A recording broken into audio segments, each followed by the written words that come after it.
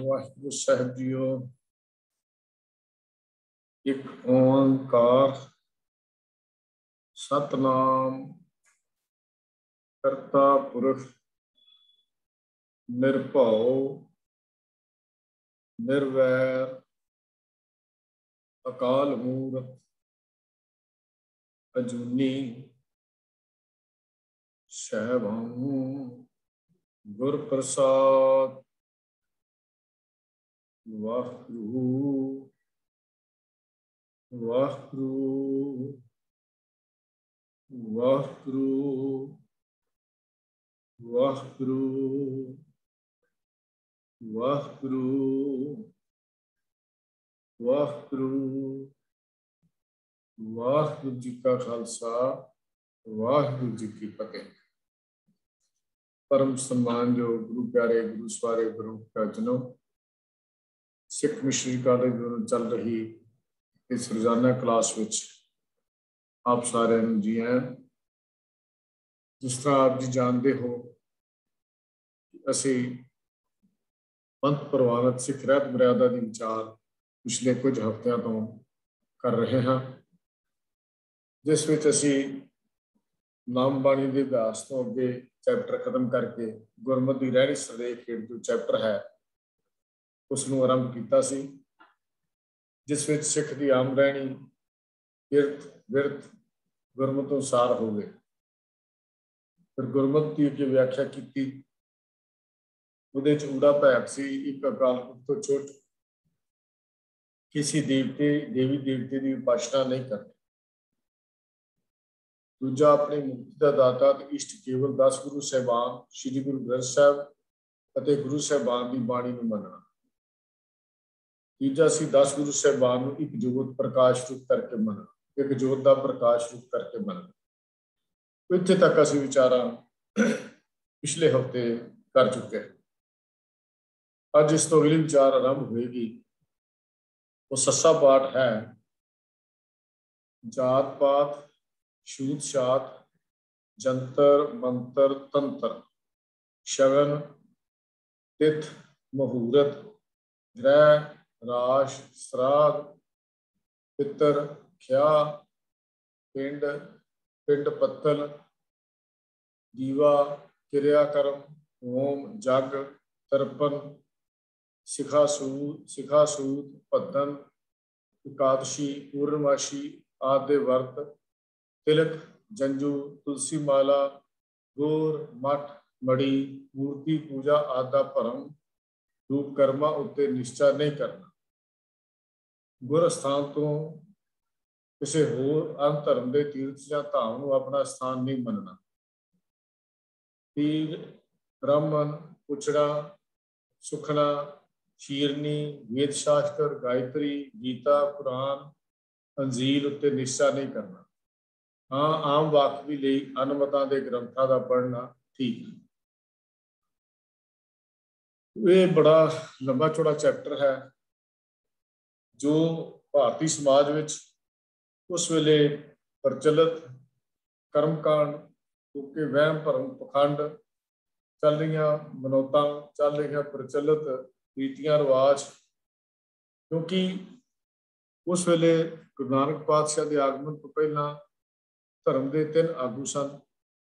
भारतीय समाज में 3 तरह के वसनीकों की गिनती ज़्यादा मनी जाती सी, जिस विच धर्म के आगू कादी इस्लाम का अगवाई करता और ब्राह्मण हिंदू समाज की अगवाई करता और जोगी जिहड़े सन इन्हां दा अपना वखरा फिरका जो हिंदुओं के विचों एक सनातन के विचों फिर वखरा फिरका सी वो जोग मत दा सी। गुरु पातशाह ने तिन्नां दी कारगुजारी नूं वेखिया, समाज बंधना विच फसिया होया। भारतीय समाज की जात वर्ण की थापी हुई तरतीब नूं गुरु साहब जी ने लानत आके मूलों ही रद्द कर दिता। गुरु नानक साहब जी ने वर्ण वर्ण दियां इन्हां दीवारां नूं इन्हां कंधां नूं गुरु नानक पातशाह ने ढा के सिख मत की नींह रखी। धार्मिक आगुआं की गल जदों कीती गुरु नानक पातशाह जी ने कादी कूड़ बोल मल खाए बामण नावे जियां घाए जोगी जुगत ना जाने अंध तीनों उजाड़े का बंद। ये तिन्ना ने ही जीवन जाच तक ही दसनी सी। आगुआं दा काम हुंदा मनुख नूं जीवन दे रस्ते ते पाउणा, पर गुरु नानक साहब कहण लगे जीवन दे रस्ते ते तक ही पाउणा सी, इहने तां उजड़े पा दिता। ये तां तिन्ना ने उजाड़ के रख दित्ती। जो इस भारतीय जनता सी, भारतीय समाज सी, इन्हें उजाड़े का बंद ना ठेका ले लिया। जिवें असीं कहने इन्हें तां फलाणे काम दा ठेका ही ले लिया। तो इन्हां धार्मिक आगुआं ने वाकई भारतीय समाज नूं उजाड़न दा वहमां भरमां पखंडा कोई ऐसा नहीं सी छड्डिया जिहदे विच उन्हां नूं लपेटिया ना होवे।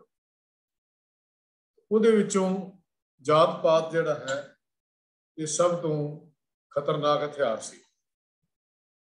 ਭਾਰਤੀ ਸ਼੍ਰੇਣੀ ਦੇ ਵਿੱਚ, ਬ੍ਰਾਹਮਣ ਸ਼੍ਰੇਣੀ ਦੇ ਵਿੱਚ 4 ਸ਼੍ਰੇਣੀਆਂ ਜਿਹੜੀਆਂ ਵੰਡੀਆਂ ਗਈਆਂ ਹਿੰਦੂ ਸਮਾਜ ਦੇ ਵਿੱਚ। ਬ੍ਰਾਹਮਣ, ਖੱਤਰੀ, ਸ਼ੂਦ ਤੇ ਵੈਸ਼ 4 ਹਿੱਸਿਆਂ ਵਿੱਚ ਸਮਾਜ ਬਣ ਦਿੱਤਾ। ਸਭ ਤੋਂ ਉੱਤਮ ਸ਼੍ਰੇਣੀ ਜਿਹੜੀ ਸੀ ਉਹ ਬ੍ਰਾਹਮਣ ਦੀ ਸੀ। ਉਸ ਤੋਂ ਥੱਲੇ ਖੱਤਰੀ ਨੂੰ ਮੰਨਿਆ ਜਾਂਦਾ, ਤੀਜੇ ਤੇ ਸ਼ੂਦਰ ਵੈਸ਼ ਨੂੰ ਮੰਨਿਆ ਜਾਂਦਾ ਤੇ ਚੌਥੇ ਤੇ ਸ਼ੂਦਰ ਨੂੰ ਸੀ। ਸ਼ੂਦਰ ਨਾ ਪ੍ਰਭੂ ਦੀ ਬੰਦਗੀ ਕਰਨ ਦਾ ਅਧਿਕਾਰੀ ਸੀ, ਨਾ ਹੀ ਉਹ ਆਪਣੀ ਜ਼ੁਬਾਨ ਤੋਂ ਮੰਤਰ ਪੜ੍ਹ ਸਕਦਾ ਸੀ, ਨਾ ਹੀ ਉਹਨੂੰ ਧਰਮਿਕ ਸਥਾਨਾਂ ਤੇ ਜਾਣ ਦੀ ਆਜ਼ਾਦੀ ਸੀ। ਇਤਿਹਾਸ 'ਚ ਇਹ ਲਿਖਿਆ ਮਿਲਦਾ ਹੈ ਹਾਲਾਤ ਇੰਨੇ ਮਾੜੇ ਸਨ, ਇੱਕ ਕੁੱਤਾ ਤਾਂ ਖੂਹ ਦੇ ਉੱਤੇ ਚੜ੍ਹ ਕੇ ਪਾਣੀ ਪੀ ਸਕਦਾ ਸੀ, ਪਰ ਸ਼ੂਦਰ ਦੇ ਘਰ ਜਨਮ ਲੈਣ ਵਾਲਾ ਵਿਅਕਤੀ ਖੂਹ ਦੀ ਮੌਤ ਤੇ ਪੈਰ ਨਹੀਂ ਸੀ ਰੱਖ ਸਕਦਾ। ਇੱਥੋਂ ਤੱਕ ਧਰਮ ਦੇ ਆਗੂਆਂ ਨੇ ਵਰਨ ਵੰਡ ਕਰਕੇ ਐਲਾਨ ਕਰ ਦਿੱਤੇ ਸਨ, ਜੇ ਕੋਈ ਸ਼ੂਦਰ ਜ਼ਬਾਨ ਤੋਂ ਮੰਤਰ ਪੜ੍ਹ ਦੇਵੇ ਜਾਂ ਰੱਬ ਦੀ ਬੰਦਗੀ ਕਰ ਲਵੇ ਤਾਂ ਉਹਦੀ ਜ਼ਬਾਨ ਕੱਟ ਦਿਓ।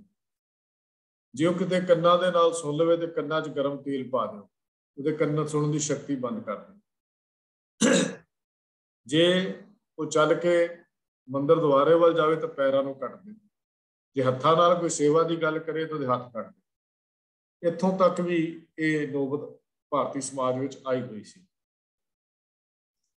ਤਾਂ ਗੁਰੂ ਨਾਨਕ ਦੇਵ ਮਹਾਰਾਜ ਸੱਚੇ ਪਾਤਸ਼ਾਹ ਜੀ ਨੇ ਇਹ ਲਾਹਨਤ ਨੂੰ, ਇਸ ਦੀਵਾਰਾਂ ਨੂੰ ਤੋੜ ਦਿੱਤਾ। ਪਾਤ ਤੇ ਜਾਤ 2 ਲਫ਼ਜ਼ ਹਨ। ਪਾਤ ਜਿਵੇਂ ਕਾਸਟ ਜਿਹਨੂੰ ਅਸੀਂ ਕਹਿ ਦਿੰਦੇ ਹਾਂ, ਜਿਹੜੀਆਂ ਆਮ ਚੱਲਦੀਆਂ ਨੇ, ਜਿਹੜੇ ਸਾਡੇ ਨਾਂ ਦੇ ਪਿੱਛੇ ਆਮ ਤੌਰ ਤੇ ਲਾਇਆ ਜਾਂਦਾ, ਇਹਨੂੰ ਪਾਤ ਦੇ ਨਾਲ ਉਹਨੂੰ ਵੰਡਿਆ ਗਿਆ। ਭਾਈ ਕਾਹਨ ਸਿੰਘ ਨਾਭਾ ਨੇ ਮਹਾਨ ਕੋਸ਼ ਵਿੱਚ ਜਦੋਂ ਜਾਤ ਦੀ ਗੱਲ ਕੀਤੀ, ਉਦੋਂ ਸਮਾਜ ਦੀ ਜਿਹੜੇ 4 ਸ਼੍ਰੇਣੀਆਂ ਸੀ ਉਹਦੀ ਗੱਲ ਕੀਤੀ, ਬ੍ਰਾਹਮਣ ਦੀ, ਖੱਤਰੀ ਦੀ, ਸ਼ੂਦ ਦੀ, ਵੈਸ਼ ਦੀ। ਇਹ ਜਾਤ ਦੀ ਗੱਲ ਕੀਤੀ। ਜਦੋਂ ਪਾਤ ਦੀ ਗੱਲ ਕੀਤੀ ਤਾਂ ਅੱਗੇ ਜਿਹੜੀਆਂ ਉਹਨਾਂ ਦੀਆਂ ਸਬ ਕਾਸਟ ਜਿਹਨੂੰ ਅਸੀਂ ਕਹਿ ਦਿੰਦੇ ਹਾਂ, ਜਿਵੇਂ ਅਸੀਂ ਆਪਣੇ ਨਾਂ ਦੇ ਪਿੱਛੇ ਸਾਡੇ ਕਲਾਸ ਵਿੱਚ ਵੀ ਲੱਗੀਆਂ ਮਿਲਦੀਆਂ ਨੇ, ਜਿਹਨੂੰ ਅਸੀਂ ਆਪਣੀ ਪੂਛ ਵੀ ਕਹਿੰਦੇ ਹਾਂ, ਉਹ ਵੀ ਲੱਗੀ ਹੋਈ ਅਸੀਂ ਦੇਖਦੇ ਹਾਂ, ਉਹਨੂੰ ਪਾਤ ਕਿਹਾ ਜਾਂਦਾ। ਗੁਰੂ ਸਾਹਿਬ ਜੀ ਨੇ ਸਾਨੂੰ ਲਫ਼ਜ਼ ਸਿੰਘ ਜਾਂ ਕੌਰ ਦੇ ਦਿੱਤੇ, ਜਾਤ ਪਾਤ ਦੇ ਬੰਧਨਾਂ ਤੋਂ ਸਾਨੂੰ ਖਤਮ ਕਰ ਦਿੱਤਾ। ਸਿੱਖ ਮਤ ਦੇ ਧਾਰਨੀਆਂ ਲਈ ਕੇਵਲ ਇੱਕ ਅਕਾਲ ਪੁਰਖ ਨੂੰ ਮੰਨਣਾ, ਉਸ ਦੀ ਪੈਦਾ ਕੀਤੀ ਹੋਈ ਸਾਰੀ ਮਨੁੱਖਤਾ ਨੂੰ ਇੱਕ ਨਜ਼ਰ ਨਾਲ, ਭਾਵ ਸਮਾਨ ਦ੍ਰਿਸ਼ਟੀ ਨਾਲ ਵੇਖਣਾ ਤੇ ਇੱਕੋ ਜਿਹਾ ਵਰਤਾਵ ਕਰਨਾ। ਇਹੋ ਹੀ ਕਾਰਨ ਸੀ ਕਿ ਗੁਰੂ ਸਾਹਿਬ ਜੀ ਨੇ ਸੰਗਤ ਤੇ ਪੰਗਤ ਦੀ ਮਰਿਆਦਾ ਚਲਾਈ। ਇੱਕ ਪੰਗਤ ਵਿੱਚ ਬੈਠ ਕੇ ਪ੍ਰਸ਼ਾਦਾ ਛਕਣਾ, ਭਾਵੇਂ ਉਹ ਬਾਦਸ਼ਾਹ ਸੀ, ਭਾਵੇਂ ਭਿਖਾਰੀ ਸੀ, ਅਮੀਰ ਸੀ, ਗਰੀਬ ਸੀ, ਭਾਵੇਂ ਬ੍ਰਾਹਮਣ ਸੀ, ਭਾਵੇਂ ਸ਼ੂਦਰ ਸੀ, ਇਹ ਮਰਿਆਦਾ ਗੁਰੂ ਪਾਤਸ਼ਾਹ ਨੇ ਪੰਗਤ ਦੀ ਚਲਾਈ, ਜਿਹਨੂੰ ਸੰਗਤ ਤੇ ਪੰਗਤ ਦੀ ਮਰਿਆਦਾ ਹੀ ਕਹਿੰਦੇ ਹਾਂ। ਇਸ ਵਾਸਤੇ ਭਾਵੇਂ ਅਕਬਰ ਵਰਗਾ ਬਾਦਸ਼ਾਹ ਗੁਰੂ ਅਮਰਦਾਸ ਜੀ ਦੇ ਦਰਬਾਰ ਤੇ ਆਇਆ, ਉਹਨੂੰ ਵੀ ਪੰਗਤ 'ਚ ਬੈਠ ਕੇ ਪਹਿਲਾਂ ਪ੍ਰਸ਼ਾਦਾ ਛਕਣਾ। ਹਾਲਾਂਕਿ ਇਸ ਗੱਲ ਦੀ ਵਿਰੋਧਤਾ ਮਹੀਸ਼ਦਾਸ ਬ੍ਰਾਹਮਣ ਨੇ, ਜੋ ਵੀਰਬਲ ਨੂੰ ਨਾਂ ਨਾਲ ਜਾਣਿਆ ਜਾਂਦਾ ਹੈ, ਉਹਨੇ ਕੀਤੀ, ਪਰ ਉਹਨੇ ਇਸ ਦਾ ਬਦਲਾ ਲੈਣ ਦੇ ਲਈ ਗੁਰੂ ਅਰਜਨ ਦੇਵ ਦੀ ਸ਼ਹਾਦਤ ਵਿੱਚ ਵੀ ਆਪਣਾ ਬਣਦਾ ਯੋਗਦਾਨ ਪਾਇਆ। ਹਕੂਮਤ ਦੇ ਕੰਨਾਂ ਨੂੰ ਭਰ ਕੇ ਬਣਦਾ ਯੋਗਦਾਨ ਜਿਹੜਾ ਸੀ ਪਾਇਆ, ਕਿਉਂਕਿ ਉਹ ਕਿਸੇ ਹਾਲਤ 'ਚ ਬਰਦਾਸ਼ਤ ਨਹੀਂ ਸੀ ਕਰਦੇ ਕਿ ਛੋਟੀਆਂ ਜਾਤਾਂ ਪਾਤਾਂ ਵਿੱਚ ਜਨਮ ਲੈਣ ਵਾਲਾ, ਛੋਟੀਆਂ ਜਾਤਾਂ ਵਿੱਚ ਆਉਣ ਵਾਲਾ ਵਿਅਕਤੀ ਇਹ ਕੋਈ ਸਾਡੀ ਕਰ ਸਕੇ, ਬਰਾਬਰੀ ਕਰ ਸਕੇ ਜਾਂ ਇੱਕ ਪੰਗਤ 'ਚ ਬੈਠ ਸਕੇ। ਉਹ ਇਹ ਗੱਲ ਬਰਦਾਸ਼ਤ ਨਹੀਂ ਸੀ ਕਰਦੇ। ਇਸ ਵਾਸਤੇ ਇਹ ਗੱਲ ਜਿਹੜੀ ਸਪਸ਼ਟ ਹੋ ਗਈ कि भारतीय समाज जिहड़ा है ये इदां वंड दिता गया सी जिहदे विच मनुख नूं मनुख ही नहीं सी समझिया जाता, इंसान नूं इंसान नहीं सी समझिया जाता। केवल ब्राह्मण ही इंसान सी जां शूद्र जां खत्तरी सी जिसनों बहादुरी दे करके उन्हां ने रखिया अपनी रखिया लई योधे करके शस्त्र चलाउण करके रखिया होया सी। उन्हां दा मान सन्मान थोड़ा बहुता हुंदा, बाकियां नूं कोई मान सन्मान जिहड़ा सी वो नहीं सी दिता जाता। पर ਅਸੀਂ ਇਹ ਗੱਲ ਸਮਝਦੀ ਹੈ ਕਿ ਗੁਰੂ ਨਾਨਕ ਦੇਵ ਮਹਾਰਾਜ ਸੱਚੇ ਪਾਤਸ਼ਾਹ ਜੀ ਨੇ ਸਾਨੂੰ ਜਿਹੜੀ ਗੱਲ ਸਮਝਾ ਦਿੱਤੀ ਕਿ ਜਿਹੜਾ ਮਨੁੱਖ ਜਾਤ ਪਾਤ ਨੂੰ ਮੰਨਦਾ ਹੈ ਉਹ ਸਿੱਖ ਨਹੀਂ ਹੋ ਸਕਦਾ, ਤੇ ਜਿਹੜਾ ਦੂਜੇ ਪਾਸੇ ਜਿਹੜਾ ਜਾਤ ਪਾਤ ਨੂੰ ਨਹੀਂ ਮੰਨਦਾ ਉਹ ਹਿੰਦੂ ਨਹੀਂ ਹੋ ਸਕਦਾ। ਦੂਜੇ ਲਫ਼ਜ਼ਾਂ 'ਚ ਆਪਾਂ ਇਹ ਗੱਲ ਕਹਿ ਰਹੇ ਕਿ ਭਾਰਤੀ ਸਮਾਜ ਵਿੱਚ ਇਹ ਹਾਲਾਤ ਸੀ। ਇੱਕ ਪਾਸੇ ਜਾਤ ਪਾਤ ਨੂੰ ਮੰਨਣ ਵਾਲਾ ਗੁਰੂ ਕਹਿੰਦੇ ਨੇ ਸਿੱਖ ਨਹੀਂ ਹੋ ਸਕਦਾ, ਪਰ ਦੂਜਾ ਧਰਮ ਇਹ ਕਹਿੰਦਾ ਕਿ ਜਿਹੜਾ ਜਾਤ ਪਾਤ ਨੂੰ ਨਹੀਂ ਮੰਨਦਾ ਉਹ ਹਿੰਦੂ ਨਹੀਂ ਹੋ ਸਕਦਾ। ਸਿੱਖੀ ਸਿਧਾਂਤਾਂ ਤੋਂ ਅਣਜਾਣ ਜਾਂ ਦੂਜੇ ਸ਼ਬਦਾਂ 'ਚ ਅਸੀਂ ਇਹ ਗੱਲ ਕਹਿ ਲਈਏ ਕਿ ਜਾਤ ਪਾਤ ਨੂੰ ਮੰਨਣ ਵਾਲਾ ਗੁਰੂ ਨਾਨਕ ਸਾਹਿਬ ਦੀ ਵਿਚਾਰਧਾਰਾ ਤੋਂ ਖੁੰਝਿਆ ਹੋਇਆ, ਥਿੜਕਿਆ ਹੋਇਆ ਬ੍ਰਾਹਮਣੀ ਪ੍ਰਭਾਵ ਦੇ ਅਧੀਨ ਹੀ ਆਪਣੀ ਜ਼ਿੰਦਗੀ ਨੂੰ ਜੀ ਰਿਹਾ ਹੈ। ਕਿਉਂਕਿ ਗੁਰੂ ਨਾਨਕ ਦੇਵ ਮਹਾਰਾਜ ਸੱਚੇ ਪਾਤਸ਼ਾਹ ਜੀ ਨੇ ਇਹ ਗੱਲ ਗੁਰਬਾਣੀ ਦੇ ਅੰਦਰ ਵੀ ਇਹ ਗੱਲ ਸਾਨੂੰ ਸਮਝਾ ਦਿੱਤੀ। ਫੱਕੜ ਜਾਤੀ ਫੱਕੜ ਨਾਉ ਸਭਨਾ ਜੀਆਂ ਇੱਕਾ ਛਾਉ। ਇਹ ਗੁਰੂ ਪਾਤਸ਼ਾਹ ਜੀ ਦਾ ਬਚਨ ਵੀ ਸਾਨੂੰ ਸ੍ਰੀ ਰਾਗ ਦੇ ਵਿੱਚ ਮਿਲਦਾ ਹੈ, ਗੁਰੂ ਗ੍ਰੰਥ ਸਾਹਿਬ ਜੀ ਦੇ ਪਾਵਨ 83 ਦੇ ਉੱਤੇ। ਫਿਰ ਜਾਤੀ ਦੈ ਕਿਆ ਹੱਥ ਸੱਚ ਪਰਖੀਐ, ਮੋਹਰਾ ਹੋਵੇ ਹੱਥ ਮਰੀਆ ਚੱਖੀਐ। ਜੇ ਮੋਹਰਾ ਹੈ ਤਾਂ ਉਹ ਖਾਣਾ ਖਾ ਕੇ ਬੰਦਾ ਮਰੇਗਾ ਹੀ, ਬਚ ਨਹੀਂ ਸਕਦਾ। ਗੁਰੂ ਸਾਹਿਬ ਜੀ ਨੇ ਬਾਰ-ਬਾਰ ਸਾਨੂੰ ਗੁਰਬਾਣੀ ਦੇ ਵਿੱਚ ਇਹ ਗੱਲ ਵੀ ਦੱਸੀ।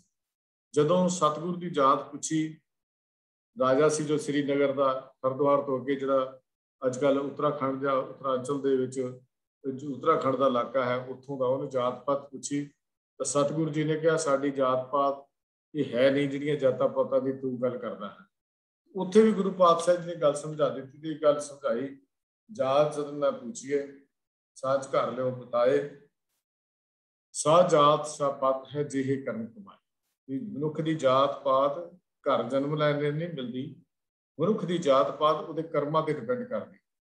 ਗੁਰੂ ਨਾਨਕ ਦੇ ਘਰ ਨੇ ਜਾਤ ਪਾਤ ਦੀ ਗੱਲ ਜਿਹੜੀ ਹੈ ਉਹ ਕਰਮਾਂ ਦੀ ਗੱਲ ਕੀਤੀ, ਨਾ ਕਿ ਗੁਰੂ ਨਾਨਕ ਦੇ ਘਰ ਸੱਚੇ ਗੁਰੂ ਨਾਨਕ ਪਾਤਸ਼ਾਹ ਦੇ ਘਰ ਨੇ ਜਨਮ ਲੈਣ ਵਾਲ ਨਾਲ ਜਾਤ ਪਾਤ ਦੀ ਗੱਲ ਜਿਹੜੀ ਸੀ ਉਹ ਸਮਝਾਈ।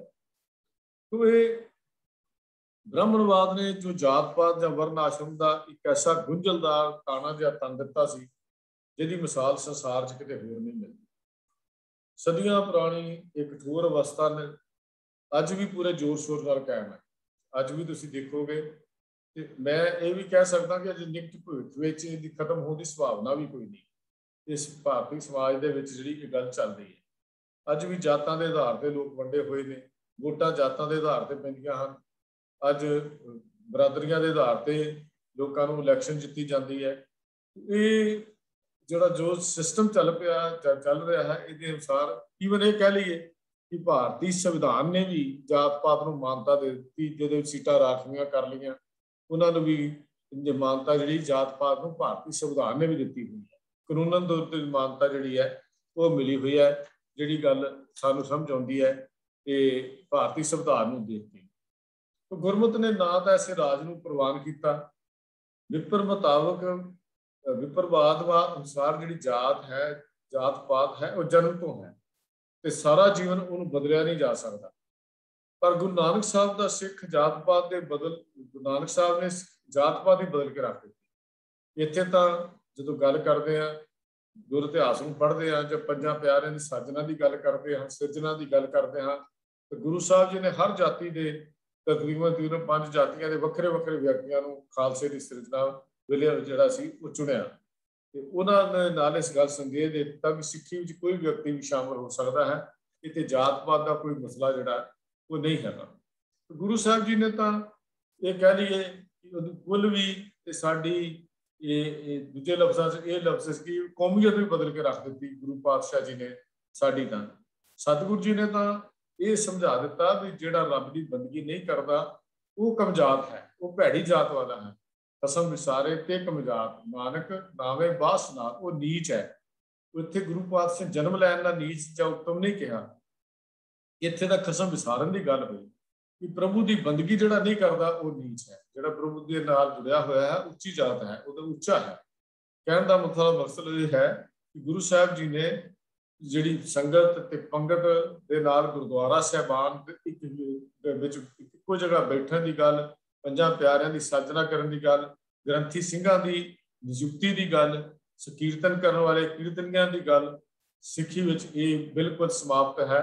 ਕਿਉਂਕਿ ਗੁਰੂ ਘਰ ਦੇ ਕਈ ਕੀਰਤਨੀਏ ਜਿਨ੍ਹਾਂ ਦੇ ਨਾਮਵਰ ਕੀਰਤਨੀਏ ਹਨ, ਜਿਨ੍ਹਾਂ ਦਾ ਜਨਮ ਤਾਂ ਭਾਰਤੀ ਸਮਾਜ ਮੁਤਾਬਕ ਬਹੁਤ ਛੋਟੀ ਜਾਤ ਵਿੱਚ ਹੋਇਆ ਸੀ, ਲੇਕਿਨ ਸਿੱਖ ਸਮਾਜ ਦੇ ਵਿੱਚ ਉਹਨਾਂ ਦਾ ਰੁਤਬਾ ਜਿਹੜਾ ਉਹ ਉੱਚੀ ਜਾਤ ਵਾਲਿਆਂ ਨਾਲੋਂ ਵੀ ਵੱਡਾ ਮੰਤਵ ਬਣ ਗਿਆ ਸੀ। ਕੀਰਤਨ ਦੀ ਜਦ ਦਾਤ ਉਹਨਾਂ ਨੂੰ ਮਿਲ ਗਈ।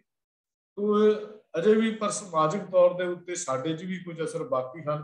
ਦੇਖਾ ਦੇਖੀ ਪਿੰਡਾਂ ਦੇ ਵਿੱਚ ਹਾਲੇ ਵੀ ਮਾਲਵੇ ਦੇ ਇਲਾਕੇ 'ਚ ਖਾਸ ਕਰਕੇ ਕੁਛ ਇਹੋ ਜਿਹਾ ਪ੍ਰਭਾਵ ਹੈ ਜਿੱਥੇ ਉਹਨਾਂ ਦੇ ਨਾਲ ਉਹ ਵਰਤਾਓ ਨਹੀਂ ਕੀਤਾ ਜਾਂਦਾ ਜੋ ਗੁਰੂ ਨਾਨਕ ਸਾਹਿਬ ਦੀ ਫਿਲਾਸਫੀ ਦਾ ਹੈ। ਲੇਕਿਨ ਹੋਣਾ ਇਹ ਚਾਹੀਦਾ ਹੈ ਕਿ ਅਸੀਂ ਗੁਰੂ ਨਾਨਕ ਸਾਹਿਬ ਦੀ ਫਿਲਾਸਫੀ ਨੂੰ ਪੂਰੀ ਤਰ੍ਹਾਂ ਜਿਹੜਾ ਹੈ ਆਪਣੇ ਅਮਲ ਵਿੱਚ ਲੈ ਕੇ ਆਈਏ ਤੇ ਇਹ ਜਿਹੜਾ ਜੋ ਵਿਤਕਰਾ ਜਾਤ ਪਾਤ ਦੇ ਆਧਾਰ ਤੇ ਕੀਤਾ ਜਾਂਦਾ ਹੈ ਉਹ ਨੂੰ ਸਮਾਪਤ ਕਰੀਏ। ਪਰ ਜਾਪਦਾ ਇਹ ਹੈ ਕਿ ਇਹ ਕਾਰਜ ਹੁਣ ਉਸ ਤੋਂ ਵੀ ਕਠਿਨ ਹੈ ਜੋ ਪਹਿਲਾਂ ਸਾਡੀ ਨਜ਼ਰ ਵਿੱਚ ਆਉਂਦਾ ਸੀ। ਕਾਰਜ ਥੋੜਾ ਔਖਾ ਜ਼ਰੂਰ ਜਾਪਦਾ ਹੈ, ਪਰ ਗੁਰੂ ਕਾ ਖਾਲਸਾ ਜੋ ਕਾਇਮ ਹੋ ਜਾਏ ਤਾਂ ਇਹ ਛੋਟੀਆਂ ਛੋਟੀਆਂ ਚੀਜ਼ਾਂ ਜਿਹੜੀਆਂ ਹਨ ਉਹ ਖਤਮ ਕੀਤੀਆਂ ਜਾ ਸਕਦੀਆਂ। ਸੋ ਵਿਪਰ ਦੀ ਇਸ ਵਿਚਾਰਧਾਰਾ ਨੂੰ ਅਸੀਂ ਦੇਖ ਲਈਏ। ਜੇ ਜਾਤ ਪਾਤ ਦੀ ਗੱਲ ਕਰੀਏ ਤਾਂ ਤੁਲਸੀ ਰਮਾਇਣ ਨੂੰ ਦੇ ਵਿੱਚ ਇੱਕ ਜਿਹੜੀ ਵਿਚਾਰਧਾਰਾ ਆਉਂਦੀ ਹੈ, ਸੇਵੀਏ ਵਿਪਰ ਗਿਆਨ ਗੁਣਹੀਨਾ, ਸ਼ੂਦਰ ਨਾ ਸੇਵੀਏ ਗਿਆਨ ਪ੍ਰਵੀਨਾ। ਸ਼ੂਦਰ ਭਾਵੇਂ ਗਿਆਨ ਵਿੱਚ ਬੜਾ ਵਿਦਵਾਨ ਹੋਵੇ ਉਹਨੂੰ ਨਹੀਂ ਮੰਨਣਾ ਚਾਹੀਦਾ, ਤੇ ਜਿਹੜਾ ਵਿਪਰ ਹੈ ਉਹਨੂੰ ਭਾਵੇਂ ਉਹ ਅਗਿਆਨਤਾ ਨਾਲ ਭਰਿਆ ਹੋਵੇ ਉਹਦੀ ਸਤਿਕਾਰ ਕਰਨਾ ਚਾਹੀਦਾ ਹੈ। ਤੁਲਸੀ ਰਮਾਇਣ ਦੀ ਪੰਕਤੀ ਜਿਹੜੀ ਮੈਂ ਪੜ੍ਹ ਕੇ ਆਪ ਜੀ ਨੂੰ ਦੱਸੀ ਹੈ, ਤੇ ਗੁਰੂ ਸਾਹਿਬਾਨ ਨੇ ਇਸ ਨੂੰ ਰੱਦ ਕਰਕੇ ਮਨੁੱਖ ਦੇ ਗੁਣ ਕਰਕੇ ਕਰਮਾਂ ਕਰਕੇ ਕੰਮਾਂ ਅਨੁਸਾਰ ਉਹਦਾ ਸਤਿਕਾਰ ਕਰਨ ਦਾ ਵਰਣਨ ਜਿਹੜਾ ਹੈ ਉਹ ਸਤਿਗੁਰੂ ਜੀ ਨੇ ਕੀਤਾ ਹੈ। ਅਸੀਂ ਪੜ੍ਹਦੇ ਹਾਂ ਖੱਤਰੀ ਬ੍ਰਾਹਮਣ ਖੱਤਰੀ ਸ਼ੂਦ ਵੈਸ਼ ਚਾਰ ਵਰਨ ਚਾਰ ਆਸ਼ਰਮ ਹੈ, ਜੋ ਹਰ ਧਿਆਵੇ ਸੋ ਪ੍ਰਧਾਨ। ਉਸ ਇਹ ਜਿਹੜਾ ਸਾਨੂੰ ਮਿਲਦਾ ਤੇ ਗੁਰੂ ਸਾਹਿਬ ਦਾ ਜਿਹੜਾ ਬਚਨ ਆਉਂਦਾ ਹੈ ਉਹ ਸਭ ਤੇ ਉੱਚਾ ਸਭ ਤੇ ਸੂਚਾ ਜਾ ਕੇ ਹਿਰਦੇ ਵਸਿਆ ਭਗਵਾਨ। ਜਿਹਦੇ ਹਿਰਦੇ ਵਿੱਚ ਭਗਵਾਨ ਹੈ ਉਹ ਸਭ ਤੋਂ ਉੱਤਮ ਹੈ, ਸਭ ਤੋਂ ਸੁੱਚਾ ਹੈ, ਸਭ ਤੋਂ ਪਵਿੱਤਰ ਹੈ। ਫਿਰ ਗੁਰੂ ਪਾਤਸ਼ਾਹ ਜੀ ਦਾ ਇੱਕ ਬਚਨ ਹੋਰ ਆਉਂਦਾ 1124 ਅੰਕ ਦੇ ਉੱਤੇ, ਖੱਟ ਕਰਮ ਕਲ ਸੰਯੁਕਤ ਹੈ ਹਰ ਭਗਤ ਹਿਰਦੇ ਨਾਹੇ, ਚਰਨਾਰ ਬਿੰਦ ਨਾ ਕਥਾ ਭਾਵੇ ਸੁਪਚ ਤੁਲ ਸਮਾਨ। ਇੱਥੇ ਅਸੀਂ ਗੱਲ ਕਹਿ ਸਕਦੇ ਹਾਂ ਕਿ ਭਾਈ ਗੁਰਦਾਸ ਜੀ ਨੇ ਵੀ ਸਾਨੂੰ ਇਸ ਰਸਤੇ ਦੇ ਉੱਤੇ ਤੁਰਦਿਆਂ ਗੱਲ ਤੁਰਦੀ ਗੁਰਸਿੱਖਾਂ ਇੱਕੋ ਪਿਆਰ ਗੁਰਮਿੱਤਾਂ ਪੁੱਤਾਂ ਭਾਈਆਂ ਗੁਰੂ ਸਾਹਿਬ ਜੀ ਦਾ ਉਪਦੇਸ਼ ਸੀ। ਭਾਈ ਸਾਹਿਬ ਜੀ ਵੀ ਇਹ ਗੱਲ ਲਿਖਦੇ ਹਨ, ਗੁਰਸਿੱਖ ਗੁੜੀਆਂ ਸਨਮੁਖ ਗੁੱਤ ਹੈ। ਜਿਹੜੇ ਗੁਰੂ ਦੇ ਸਨਮੁਖ ਹਨ ਇਹਨਾਂ ਦੀ ਗੋਦ ਇੱਕੋ ਹੀ ਹੈ, ਇਹਨਾਂ ਦੀ ਗੋਦ ਵਿੱਚ ਕੋਈ ਫਰਕ ਨਹੀਂ, ਜਾਤ ਪਾਤ ਵਿੱਚ ਕੋਈ ਇਹਨਾਂ ਦਾ ਸਥਾਨ ਨਹੀਂ ਹੈ। ਅੱਜ ਸਾਰੇ ਸੰਸਾਰ ਵਿੱਚ ਜੇ ਦੂਜੇ ਲਫ਼ਜ਼ਾਂ 'ਚ ਕਹਿ ਲਈਏ ਗੁਰੂ ਸਾਹਿਬ ਜੀ ਦੀ ਬਖਸ਼ੀ ਹੋਈ ਵਿਚਾਰਧਾਰਾ ਕਰਕੇ ਸਿੱਖ ਆਪਣਾ ਸਿਰ ਉੱਚਾ ਕਰਕੇ ਇਹ ਗੱਲ ਕਹਿ ਸਕਦਾ ਹੈ। ਹਵੇ ਪ੍ਰੈਕਟੀਕਲ ਤੌਰ ਤੇ ਹਜੇ ਵੀ ਸਾਡੇ ਅੰਦਰ ਵੀ ਕੋਈ ਕਮੀਆਂ ਹਨ। ਸਿੱਖ ਧਰਮ ਹਿਊਮਨ ਰਾਈਟਸ ਦਾ ਮੁੱਖ ਝੰਡਾ ਬਰਦਾਰ ਹੈ, ਹਿਊਮਨ ਰਾਈਟਸ ਦਾ ਮੁੱਖ ਅਲੰਬਰਦਾਰ ਹੈ, ਬਰਾਬਰ ਦੇ ਹੱਕਾਂ ਦੀ ਗੱਲ ਕਰਦਾ ਹੈ ਜਿਹੜਾ ਸਿੱਖ ਧਰਮ। ਇੱਥੇ ਸਭੇ ਸਾਂਝੀਵਾਲ ਸਦਾਇਨ ਦਾ ਨਾਅਰਾ ਬੁਲੰਦ ਕੀਤਾ ਗਿਆ ਹੈ। ਇੱਥੇ ਕਿਸੇ ਖਾਸ ਜਾਤ ਨੂੰ ਮਹਾਨਤਾ ਨਹੀਂ ਦਿੱਤੀ ਗਈ। ਇੱਕੋ ਸਰੋਵਰ ਵਿੱਚ ਇਸ਼ਨਾਨ ਕਰਨਾ, ਇੱਕੋ ਸੰਗਤ ਵਿੱਚ ਬੈਠ ਕੇ ਸਤਸੰਗ ਕਰਨਾ, ਇੱਕੋ ਸੰਗਤ ਵਿੱਚ ਬੈਠ ਕੇ ਪ੍ਰਸ਼ਾਦਾ ਛਕਣਾ, ਇੱਕੋ ਬਾਟੇ ਵਿੱਚ ਅੰਮ੍ਰਿਤ ਛਕਣਾ। ਸਿੱਖ ਦੇ ਮਨ ਵਿੱਚੋਂ ਜਾਤ ਵਰਨ ਛੂਤ ਛਾਤ ਦੀ ਕੋਈ ਥਾਂ ਬਾਕੀ ਰਹਿ ਹੀ ਨਹੀਂ ਜਾਂਦੀ, ਨਾ ਰਹਿਣੀ ਚਾਹੀਦੀ ਹੈ। ਪਰ ਫਿਰ ਮੈਂ ਥੋੜਾ ਜਿਹਾ ਇਹ ਗੱਲ ਕਹਾਂ ਕਿ ਥੋੜੀ ਜਿਹੀ ਦੁੱਖ ਦੀ ਗੱਲ ਇਹ ਹੈ ਕਿ ਗੁਰੂ ਸਾਹਿਬਾਨ ਦੇ ਇੰਨੇ ਯਤਨ ਕਰਨ ਦੇ ਬਾਵਜੂਦ ਵੀ ਅੱਜ ਕੁਝ ਸਿੱਖ ਮੁਕੰਮਲ ਤੌਰ ਤੇ ਜਾਤ ਪਾਤ ਦੇ ਬੰਧਨ ਨੂੰ ਤੋੜ ਨਹੀਂ ਸਕੇ। ਅਸੀਂ ਗੁਰਮਤਿ ਦੀਆਂ ਕਲਾਸਾਂ ਵੀ ਲਾਉਂਦੇ ਹਾਂ, ਇਹ 'ਚ ਵੀ ਗੱਲ ਕਰਦੇ ਹਾਂ, ਬਾਰ-ਬਾਰ ਬੇਨਤੀ ਕਰਦੇ ਹਾਂ ਵੀ ਆਪਣੇ ਨਾਮ ਦੇ ਨਾਲੋਂ ਪਲੀਜ਼ ਸਿੰਘ ਜਾਂ ਕੌਰ ਲਫ਼ਜ਼ ਵਰਤੀਏ, ਅਸੀਂ ਬਾਕੀ ਜਿਹੜੀ ਜਾਤ ਸਾਡੀ ਹੈ ਉਹਨੂੰ ਨਾ ਵਰਤੀਏ। ਪਰ ਫਿਰ ਵੀ ਦੇਖੋ ਸਾਡੇ ਮਨਾਂ ਤੇ ਇੰਨਾ ਪ੍ਰਭਾਵ ਗੂੜਾ ਪੈ ਚੁੱਕਾ ਵੀ ਅਸੀਂ ਸ਼ਾਇਦ ਉਹ 'ਚੋਂ ਅਜੇ ਨਿਕਲਣ ਦਾ ਯਤਨ ਹੀ ਨਹੀਂ ਕਰ ਸਕਦੇ। ਤੋ ਗੁਰਪ੍ਰਤਾਪ ਸੂਰੇ ਦੇ ਵਿੱਚ ਵੀ ਜ਼ਿਕਰ ਆਉਂਦਾ ਹੈ, ਜਾਤ ਵਰਨ ਕੀ ਕਾਨ ਤਜ ਮਿਲੇ ਖਾਲਸ ਸੰਗ, ਗੁਰਬਾਣੀ ਸੇ ਪ੍ਰੇਮ ਕਰ ਮਨ ਰੂਪ ਗੂੜਾ ਰੰਗ। ਇਹ ਗੁਰਪ੍ਰਤਾਪ ਸੂਰੀ ਦੇ ਵਿੱਚ ਵੀ ਕੋਈ ਸੰਤੋਖ ਸਿੰਘ ਨੇ ਇਹ ਗੱਲ ਲਿਖੀ। ਗੁਰਮਤ ਵਿੱਚ ਇਹ ਜਾਤ ਪਾਤ ਨੂੰ ਮੰਨਣ ਦੇ ਉੱਤੇ ਪਾਬੰਦੀ ਲਾਈ ਗਈ। ਅੱਗੇ ਹੈ ਇਹ ਛੂਤ ਛਾਤ ਜਾਤ ਪਾਤ ਇੱਕੋ ਜਿਹੀ ਚੀਜ਼ ਹੈ, ਛੂਤ ਭੇਟ ਕਰਨੀ। ਜਿਵੇਂ ਇਤਿਹਾਸ ਦਾ ਵੀ ਜ਼ਿਕਰ ਆਉਂਦਾ ਹੈ ਕਿ ਜਾਤ ਪਾਤ ਦੇ ਨਾਲ ਇਸ ਭਾਰਤੀ ਸਮਾਜ ਵਿੱਚ ਛੂਤ ਛਾਤ ਵਰਗ ਵੀ ਇੱਕ ਅਨਮਨੁੱਖੀ ਜਿਹਾ ਵਰਤਾਵਾ ਜਿਹੜਾ ਹੈ ਉਹ ਕੀਤਾ ਜਾਂਦਾ ਸੀ। ਕਿਸੇ ਜਾਤ ਜਾਂ ਵਿਸ਼ੇਸ਼ ਧਰਮ ਦੇ ਵਿਅਕਤੀ ਦੀ ਪਰਛਾਵਾਂ ਪੈਣ ਦੇ ਨਾਲ ਵੀ ਕਹਿੰਦੇ ਸੀ ਉਹ ਚੀਜ਼ ਭ੍ਰਿਸ਼ਟ ਹੋ ਜਾਂਦੀ ਹੈ। ਇਤਿਹਾਸ ਵਿੱਚ ਜ਼ਿਕਰ ਆਉਂਦਾ ਗੁਰੂ ਨਾਨਕ ਦੇਵ ਪਾਤਸ਼ਾਹ ਹਰਿਦੁਆਰ ਗਏ ਪਹਿਲੀ ਉਦਾਸੀ ਦੇ ਉੱਤੇ ਹੀ, ਤੇ ਪਹਿਲਾ ਹੀ ਉਹਨਾਂ ਦਾ ਸਥਾਨ ਸੀ ਜਿੱਥੇ ਗੁਰੂ ਸਾਹਿਬ ਜੀ ਗਏ। ਉੱਥੇ ਇੱਕ ਵੈਸ਼ਨਵ ਸਾਧੂ ਨਾਲ ਸਤਿਗੁਰੂ ਦਾ ਮਿਲਾਪ ਹੁੰਦਾ। ਵੈਸ਼ਨਵ ਮਤ ਦਾ ਇੱਕ ਸਿਧਾਂਤ ਹੈ ਕਿ ਉਹ ਜਦੋਂ ਆਪਣੀ ਰੋਟੀ ਖਾਣਾ ਬਣਾਉਂਦੇ ਨੇ ਗੋਹਾ ਲੈ ਕੇ ਉਹਦਾ ਲੇਪ ਕਰਦੇ, ਗਾਂ ਦਾ ਗੋਹਾ ਗੋਬਰ ਲੈ ਕੇ ਉਹਨੂੰ ਲੇਪ ਕਰਦੇ ਹਨ। ਲੇਪ ਕਰਨ ਤੋਂ ਬਾਅਦ ਉਹਦੇ ਆਲੇ ਦੁਆਲੇ ਲਕੀਰਾਂ ਖਿੱਚ ਦਿੰਦੇ ਨੇ। ਉਸ ਤੋਂ ਬਾਅਦ ਵੀ ਕਿਸੇ ਇਸ ਲਕੀਰ ਦੇ ਵਿੱਚ ਹੁਣ ਕਿਸੇ ਹੋਰ ਵਿਅਕਤੀ ਦਾ ਪਰਛਾਵਾਂ ਨਹੀਂ ਪੈਣਾ ਚਾਹੀਦਾ। ਜੇ ਪਰਛਾਵਾਂ ਪੈ ਜਾਏ ਤਾਂ ਸਾਡਾ ਚੌਂਕਾ ਭ੍ਰਿਸ਼ਟ ਹੋ ਜਾਂਦਾ, ਅਸੀਂ ਅੰਨ ਤਿਆਰ ਨਹੀਂ ਕਰ ਸਕਦੇ। ਗੁਰੂ ਨਾਨਕ ਸਾਹਿਬ ਸੱਚੇ ਪਾਤਸ਼ਾਹ ਜੀ ਉਸ ਸਾਧੂ ਵੱਲ ਵੇਖਿਆ ਕਿ ਗੰਗਾ 'ਚ ਇਸ਼ਨਾਨ ਕਰ ਰਿਹਾ ਹੈ, ਬਾਹਰ ਨਿਕਲ ਕੇ ਬੈਠਾ, ਤੇ ਜਦੋਂ ਆਪਣਾ ਭੋਜਨ ਤਿਆਰ ਕਰਨ ਲੱਗਾ ਤੇ ਗੁਰੂ ਨਾਨਕ ਸਾਹਿਬ ਜੀ ਨੇ ਵੀ ਭਾਈ ਮਰਦਾਨਾ ਜੀ ਨੂੰ ਕਿਹਾ, ਮਰਦਾਨਿਆ ਉਹ ਦੇਖ ਅੱਗ ਬਲ ਰਹੀ ਹੈ, ਜਾਂ ਤੂੰ ਵੀ ਉਹਨਾਂ ਕੋਲ ਆ ਕੇ ਰਿਹਾ, ਆਪਾਂ ਵੀ ਆਪਣਾ ਭੋਜਨ ਤਿਆਰ ਕਰ ਲਈਏ। ਭਾਈ ਮਰਦਾਨਾ ਗੁਰੂ ਸਾਹਿਬ ਜੀ ਦਾ ਹੁਕਮ ਮੰਨਦੇ ਹੋਏ ਉਸ ਵੈਸ਼ਨਵ ਸਾਧੂ ਦੇ ਕੋਲ ਚਲੇ ਗਏ। ਜਦੋਂ ਹੀ ਉਹਦਾ ਪਰਛਾਵਾਂ ਉਸ ਲਕੀਰ ਦੇ ਅੰਦਰ ਪਿਆ ਤੇ ਉਹ ਜਿਹੜਾ ਗੰਗਾ 'ਚ ਕਈ ਵਾਰੀ ਨਹਾ ਚੁੱਕਾ ਸੀ, ਅੰਦਰੋਂ ਬਾਹਰੋਂ ਤਾਂ ਪਿੰਡੇ ਨੂੰ ਧੂ ਕੇ ਠੰਡ ਮਹਿਸੂਸ ਕਰ ਲਈ, ਪਰ ਅੰਦਰ ਅੱਗ ਵਾਂਗੂ ਬਲ ਗਿਆ। ਗੁੱਸੇ ਦਾ ਭਾਂਬੜ ਉਹਦੇ ਅੰਦਰ ਮਚ ਗਿਆ। ਕਹਿੰਦਾ ਮੈਂ ਇੰਨੀ ਮਿਹਨਤ ਨਾਲ ਗਾਂ ਦਾ ਗੋਹਾ ਲਿਆ ਕੇ ਚੌਂਕਾ ਤਿਆਰ ਕੀਤਾ, ਲੇਪ ਕੀਤਾ, ਹੁਣ ਤੇਰਾ ਪਰਛਾਵਾਂ ਪੈ ਗਿਆ, ਮੇਰਾ ਚੌਂਕਾ ਭ੍ਰਿਸ਼ਟ ਹੋ ਗਿਆ, ਮੈਂ ਤਾਂ ਜਿਉਂਦਿਆਂ ਹੀ ਸਾੜ ਦੇਣਾ। ਬਲਦੀ ਹੋਈ ਅੱਗ ਲੈ ਕੇ ਗੁਰੂ ਨਾਨਕ ਭਾਈ ਮਰਦਾਨਾ ਜੀ ਦੇ ਪਿੱਛੇ ਭੱਜ ਗਏ। ਭਾਈ ਮਰਦਾਨਾ ਜੀ ਗੁਰੂ ਨਾਨਕ ਸਾਹਿਬ ਦੇ ਕੋਲ ਪਹੁੰਚੇ ਨਾਲ ਸਾਧੂ। ਹੁਣ ਸਤਿਗੁਰੂ ਨੇ ਸਵਾਲ ਕੀਤਾ, ਬਈ ਸਾਧੂ ਕੀ ਗੱਲ ਹੈ ਜੀ, ਇਹਨੇ ਮੇਰਾ ਚੌਂਕਾ ਭ੍ਰਿਸ਼ਟ ਕਰ ਦਿੱਤਾ। ਸਤਿਗੁਰੂ ਕਹਿੰਦੇ ਉਹ ਕਿਵੇਂ? ਕਹਿੰਦੇ ਇਹਦਾ ਪਰਛਾਵਾਂ ਅੰਦਰ ਪੈ ਗਿਆ। ਹੁਣ ਮਹਾਰਾਜ ਸੱਚੇ ਪਾਤਸ਼ਾਹ ਨੂੰ ਕਹਿਣ ਲੱਗੇ, ਸਾਧੂ ਮਨੁੱਖ ਦੇ ਪਰਛਾਵੇਂ ਨਾਲ ਚੌਂਕੇ ਭ੍ਰਿਸ਼ਟ ਨਹੀਂ ਹੁੰਦੇ। ਭੈੜੀ ਬੁੱਧ ਦੇ ਨਾਲ ਜਿਹੜੀ ਤੇਰੇ ਅੰਦਰ ਬਣੀ ਹੋਈ ਹੈ, ਜਿਹੜੀ ਤੇਰੇ ਕੁਦਇਆ ਦੀ ਨਫ਼ਰਤ ਦੀ ਅੱਗ ਤੇਰੇ ਅੰਦਰ ਬਲ ਰਹੀ ਹੈ, ਇੱਕ ਸਾਈ ਦਾ ਰੂਪ ਬਣ ਕੇ ਤੇਰੇ ਅੰਦਰ ਜਿਹੜਾ ਜ਼ੋਰ ਪਾ ਰਹੀ ਹੈ, ਪਰ ਨਿੰਦਾ ਤੇਰੇ ਅੰਦਰ ਵਸੀ ਹੋਈ ਹੈ, ਕ੍ਰੋਧ ਦੀ ਅਗਨੀ ਦੇ ਵਿੱਚ ਤੂੰ ਸੜ ਰਿਹਾ ਹੈ। ਸਾਧੂ ਦੇਖ, ਖਿਆਲ ਕਰ, ਇਹ ਚੀਜ਼ਾਂ ਜਦ ਤੱਕ ਤੇਰੇ ਅੰਦਰ ਹਨ ਇਹ ਲਕੀਰਾਂ ਖਿੱਚਣ ਦਾ ਕੀ ਫਾਇਦਾ ਹੈ?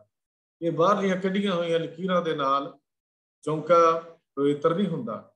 ਚੌਂਕਾ ਪਵਿੱਤਰ ਹੁੰਦਾ ਜਦੋਂ ਅੰਦਰ ਵਾਹਿਗੁਰੂ ਦੀ ਯਾਦ ਵਸ ਜਾਂਦੀ ਹੈ, ਪ੍ਰੀਤਮ ਦੀ ਯਾਦ ਵਸ ਜਾਂਦੀ ਹੈ। ਸਤਿਗੁਰੂ ਜੀ ਨੇ ਬਚਨ ਕੀਤਾ, ਕੁਬੁੱਧ ਡੂਮਨੀ ਕੁਦਇਆ ਕਸਾਇਨ, ਪਰ ਨਿੰਦਾ ਘਟ ਚੂੜੀ, ਮੁੱਠੀ ਕ੍ਰੋਧ ਚੰਡਾਲ, ਕਾਰੀ ਕੱਢੇ ਕਿਆ ਥੀਐ ਤੇ ਚਾਰੇ ਬੈਠੀਆਂ ਨਾਲ। ਹੁਣ ਕੀ ਫਾਇਦਾ ਇਹਨਾਂ ਲਕੀਰਾਂ ਖਿੱਚਣ ਦਾ? ਕੀ ਫਾਇਦਾ ਛੂਤ ਛਾਤ ਕਰਨ ਦਾ, ਬੰਦਿਆਂ ਨੂੰ ਸਾੜਨ ਦਾ, ਨਫ਼ਰਤ ਕਰਨ ਦਾ? ਕਹਿੰਦੇ ਫਿਰ ਕੀ ਕਰਨਾ ਚਾਹੀਦਾ? ਸਾਹਿਬ ਕਹਿੰਦੇ ਆ ਦੱਸਾਂ, ਉੱਚੇ ਸੱਚ ਸੰਜਮ, ਆਪਣੇ ਸੱਚ ਨੂੰ ਜੀਵਨ ਵਿੱਚ ਧਾਰਨ ਕਰ, ਇਹੋ ਹੀ ਸੰਜਮੀ ਰਹਿਣਾ ਹੈ।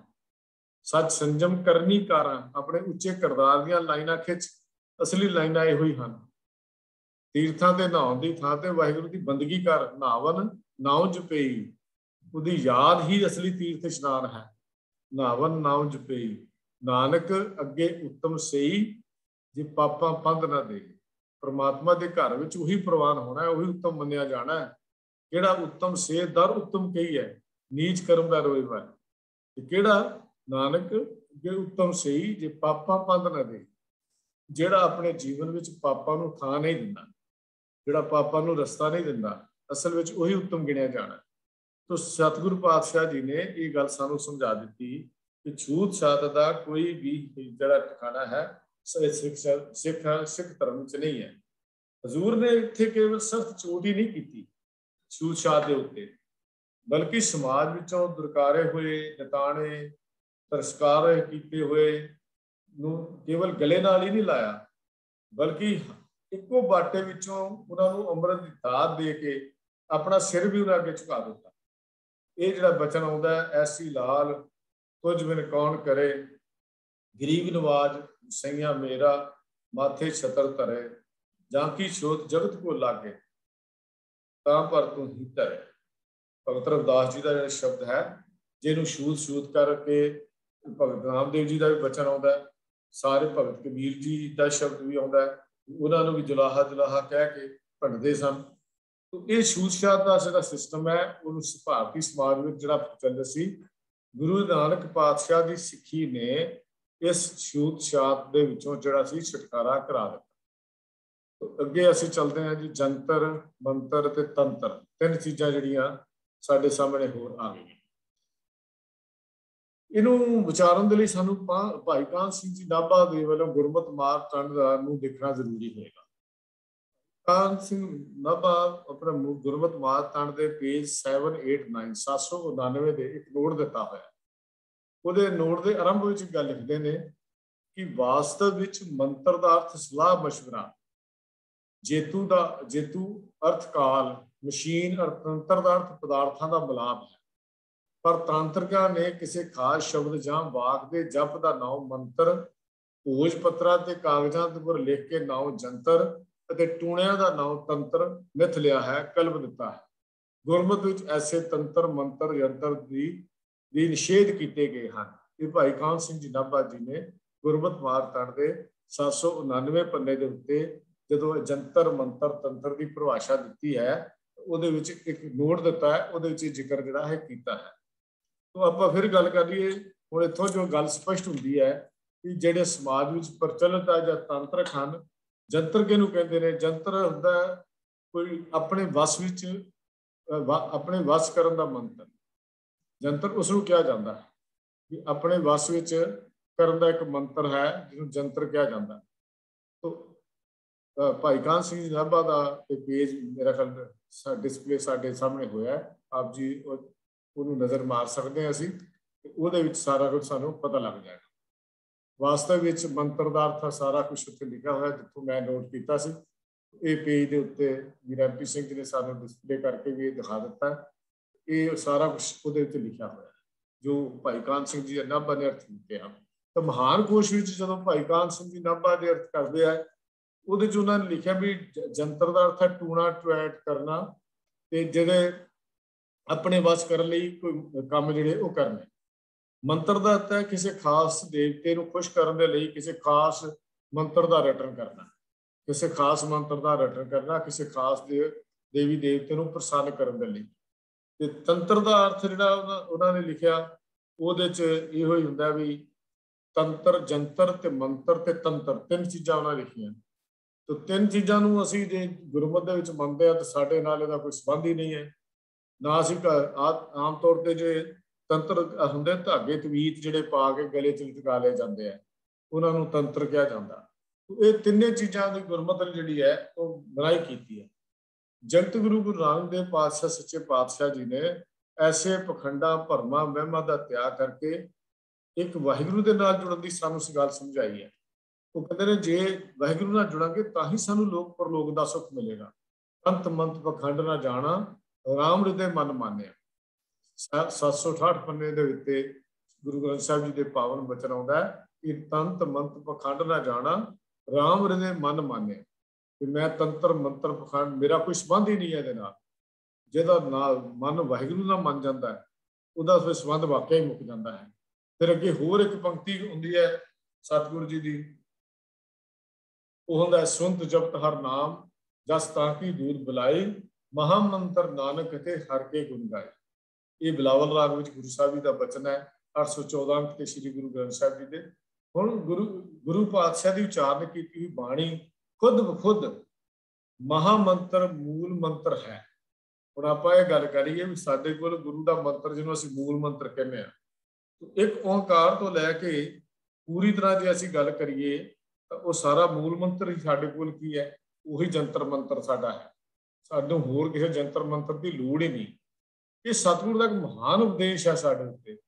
जिहड़ा भी बंदा जिहड़ा भी प्रेमी प्यार दे नाल गुरबाणी का पाठ करता है सुनता है, ना तो उन्होंने किसी खास टूणे दे, ना ही उस उत्ते किसी टूणे दे, ना ही किसी जादू का असर उत्ते हो सकता। इस पाए हुए भुलेखे हैं लोगों के। पर जिहड़ा गुरबाणी 100% ये गल मन लैनी चाहिए है, सचमुच जे साडे अंदर गुरबाणी लिए प्यार है जां असीं गुरबाणी का पाठ करते हाँ जां सुनते हाँ, ਤੇ ਨਾ ਹੀ ਇਹ ਜੰਤਰ ਮੰਤਰ ਤੰਤਰ ਜਾਦੂ ਟੂਣੇ ਸਾਡੇ ਉੱਤੇ ਅਸਰ ਕਰ ਸਕਦੇ ਨੇ, ਤੇ ਨਾ ਹੀ ਕੋਈ ਮਲੀਨ ਆਤਮਾਵਾਂ ਜਿਨ੍ਹਾਂ ਨੂੰ ਪ੍ਰੇਤ ਆਦਿ ਭੂਤ ਪ੍ਰੇਤ ਕਿਹਾ ਜਾਂਦਾ, ਉਹਨਾਂ ਦਾ ਪ੍ਰਭਾਵ ਕਿਸੇ ਵਿਅਕਤੀ ਤੇ ਪੈ ਸਕਦਾ। ਜੇ ਹੋਣ ਵੀ ਤਾਂ ਤੇ ਉਹਨਾਂ ਦੇ ਪ੍ਰਭਾਵ ਵੀ ਜਿਹੜਾ ਉਹ ਨਹੀਂ ਪੈ ਸਕਦਾ। ਇਹ ਕਹਿ ਲਈਏ ਕਿ ਸਾਡਾ ਉਹਦਾ ਨਾਲ ਸੰਬੰਧ ਹੀ ਨਹੀਂ ਹੈ।